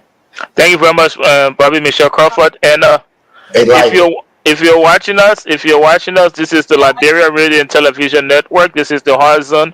And in the comment section, you can tell us what you think about the president's speech, because at the time you'll be watching the show, the president will have already given his speech. So tell us in the comment section, what do you make of President Weah's speech, and what do you make of his visit at the United Nations General Assembly? Again, this is the Horizon. We will take a very brief break, and when we come back, we will move on to our next segment. My name is Derek Alley, and continue to follow the LRTN network. Hey there. Many Liberians are members of social clubs, 501c NGOs, and school alumni. Many Liberians are trying to open their own 501c NGOs, home care agencies, and social clubs. Does your organization have a professional website? Does your web platform have the right wording and content to attract grants? Hopefully you're not running your organization only through social media. There's a more professional route. You need an online space where you can craft a positive message about your organization, making your home health agency more credible, which will increase your chances to receive grants. We'll build you a responsive platform for 501c organizations, healthcare agencies, and other types of organizations. We'll provide you with full website maintenance, membership sign-in, private charts, Facebook and WhatsApp integration, live video feed for all your meetings and special occasions, a dashboard for members to see all the activities, and email and text auto reminders for meetings. We'll build with donors and 501cs in mind, and will help you solicit grants and automatic membership due collections. Building you this amazing platform will only be a membership fee of $19 a month. Call or email us now. Let's upgrade your website. Home health agencies and small businesses, you owe it to your company to project the best image possible, and we can make it happen. Visit www.tiamit.com or call 215-966-8679. Ask for Tommy. Welcome back, ladies and gentlemen. This is the Liberia Radio and Television Network. My name is Derek Yale, and you're watching another episode of The Horizon. It has been a very fruitful conversation, I must say. All of our panelists' contributions to the discussions tonight has been very insightful and intriguing.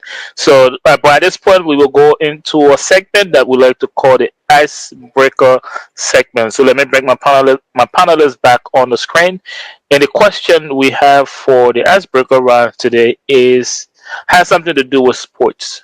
Your favorite Premier League team. What team do you support in the English Premier League? So let's start with Mr. Jawinkin Weir. Are you a football fan, especially the Premier League? Yes. What team do you support? Well, I always love Chelsea. So how did do on this season though? Well, basically, defeat are too busy, so I don't watch them. But like, I started loving Chelsea from Didier Drogba, so I've been fine. I was going to guess for Didier Drogba, but it didn't come out my mouth too fast. Yeah, but so that I just developed love for Chelsea anyway. So, but for the past season, they haven't been doing well, but I still love them. Okay. Bobby Mitchell Crawford, what team do you support in the English Premier League? This will come as a surprise to you. I really don't. I mean, I just watched it, but long time ago when Man U was, Man U, I just sympathized with them. But right now, my loyalty lies with no team because I really don't watch it that much. I just see highlights. I'm a fan of individual players. Like Paris, I was sympathize more with Paris Saint-Germain because of the Neymar, all those star factors. Other than that, but I'm not a type where, Sunday I'll be sitting just binge watching Premier League games. I'm really not into it that much, I'm going to be honest. You know who Bobby sounded like? One of those disenchanted Arsenal fans. What Arsenal have lost so much. No. They lost their joy for soccer. But anyway, honestly, no. You've never supported a team in the Premier League? Not really. I'm being honest with you, not really. Okay. Let's move on to Bobby Choppy. I keep getting your name messed up. Choppy Charlie, Blow J Choppy Charlie. Yeah. What team do you support in the Premier League? Before I come on to you, I'm talking about Arsenal. The Queen has a long reign. The Queen, before she died, the Queen has participated. So almost everything on earth, all kinds of great things. The only thing she never saw Arsenal winning the championship.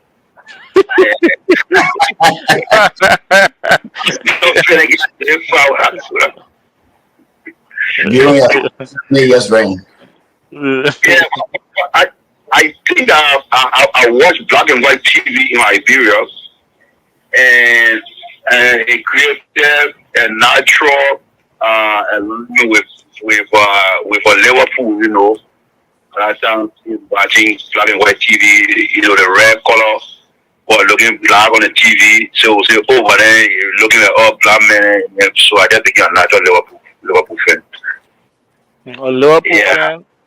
But Bloke, remember Road to Wembley? The road to exactly, but I'm talking about Road to Wembley. That's it right there. Come on, dog. That's what we used to watch football. Road to Wembley. But say I can't remember. Why that game? TV Road to Wembley. Yes, that's it. Yeah. That's it right there. Well, you might not like to hear this, but I'm a Real Madrid fan. I don't support any team in the Premier League, and I think you're familiar with that team because we just took a trophy from right in front of your face, Blue Jay, last season. I'm referring to the Champions League final. So yeah. But Gary, I take that back. Yes, the team. Sorry, I interrupted. The team I used to support long time, but no longer. It was a young team, Ajax Amsterdam. They had the lack of Patrick Kluivert. Yeah. Bullet. Those are the old days. Yeah, you see Blue Jay here, Real Madrid name got quiet, but yeah, that's the best team. The Real Madrid is the best team in the Premier League, in the Spanish League, and in the world. And that's that period. But it's been a really nice, really insightful show. It's been a very fruitful discussions, and I would like to make a rounds of getting you guys closing statement on today's show, and then we can wrap it up. But before I do that, let me make a very brief announcement from the production team. On Sunday, September 25th this year, 2022, between the hours of 10:30 a.m. and 12 p.m., Dr. Umar Farouk, who just became a member of the PA Democratic State Committee, will be hosting a brunch fundraiser at his home. I don't know if they want me to announce the address, but you can get in touch with the production team. He will be having a brunch at his residence Sunday, September 25th, between the hours of 10:30 a.m. and 12 p.m. And also, we had President Kamara here from ULA. ULA will be hosting the General Assembly for 2022 this year on September 23rd to September 25th, 2022. Those are the two announcements I have for those of you watching the hard zone on the LRTN network. So let's go back to my panelists to get your closing comments on this episode. Let's start with you, Mr. Jawinkin Weah. Give us your closing comment. Okay, thank you again for this opportunity. Fellow Liberians, Liberian is for all of us. We can disagree on issues, but we have to put our country first. Putting our country first means we have to make a good decision for this election that is coming. And for that reason, I would like to appeal to all of you. I trust only one man that can face our country. And if you believe in me, you can join me to join Tiawon Say Gonglo campaign for president of Liberia. No matter what we do, Liberia first. And I think he will be your servant in chief. Truly servant in chief. He will not boss you around. He is not your excellency president. He will be your excellency work producer. You make your country excellent in everything. President Weah is our president today. We will support him. We will respect him. Talking things that he's doing wrong doesn't mean we don't like President Weah. But we all love our country. So anybody who goes there, including Gonglo that I'm supporting, if he does anything wrong, I will say it again. So Liberians, we should put Liberia first. Thank you. Thank you, Mr. Jawinkin. Let's move on to Bobby Mitchell Crawford, and I would like to give Blowjay the honor of, because he's our panelist who's serving as a guest tonight, so he will take us home on this episode. So Bobby Mitchell Crawford, give us your parting comments. I don't even know where to start because as my brother Jawinkin Weah was speaking, I was just pondering what I should pivot towards the Ukrainian president and Russia escalatory move that is going to affect global politics, or I should zoom in on Liberia. But I'm just going to just take a snippet of both, right? It is hope. I mean, it is one thing to criticize George Weah but we have one country. It is hope that the president in in the year and a half that he has can really, try to deliver for the Liberian people. I can't tell when last George Weah even, had a cabinet reshuffle. They went for a cabinet retreat, and the cabinet minister were allowed allocated 5 minutes to speak. That says a lot. I don't really believe that George Weah hit Liberia, because that's the only place we all call home. So I'm hoping that a lot of the criticism, he should take it with a grain of salt. It shouldn't be like these people hate me, it is that us against them mentality. But he can begin to engage in a workable plan of action that will not only transform Liberia, but transform the lives of Liberians. Some of the opposition, I'm being brutally honest with you, they may even perform worse. That's just a fact. If you're not in the thick of things, you have the ability to criticize. But when they give it to you, it will be worse than the next person. So I'm really hoping that a year and a half that President Weah has, he can really engage in good governance. That will say yes, even though the men spent 4 or 5 years doing the things bad, but at least he got it right during the dying days of his presidency. And then I will pivot back to what's happening on the world stage. Russia just announced that they're going to be calling 300,000 troops. We saw what happened during the heat of the Ukrainian-Russian war. It affected gas prices here. And if gas prices goes up here, it affects food production, our supply chain. So I'm really hoping that reasonable statement can be able to prevail upon the Russian government so that peace can prevail. Because all this flexing and saying this and that, it is the common people that will suffer. And God forbid, there's a nuclear conflict, not just America, but the world will be affected. And whatever development will carry on in Liberia will be greatly affected. So my closing thought is peace for the world, and let George Weah step up to the plate. Thank you very much, Bobby Mitchell Crawford. Let's move on to Blow J Choppy Charlie, and I would like to say thank you so much for joining us. Blow J Choppy Charlie, we know how hard you tried to be here with us, and you had to do it by way of telephone. We appreciate you trying your hardest to be here, so we would like you to take us home on this episode. So give us your parting comments, and we wish you the best of time while you're out there. Blow J Choppy Charlie. Yes. And I just want to say also a very big thank you to the full team, production crew, for also trying the best possible means to have me connected to provide information and discuss these great questions about our country. I will just caution all of us Liberians to not just look at individual, but look at the country and try to look for the best interest of the country, what is best for all of us. We should be able to provide information are valid, accurate, to inform us to make good decisions for our country.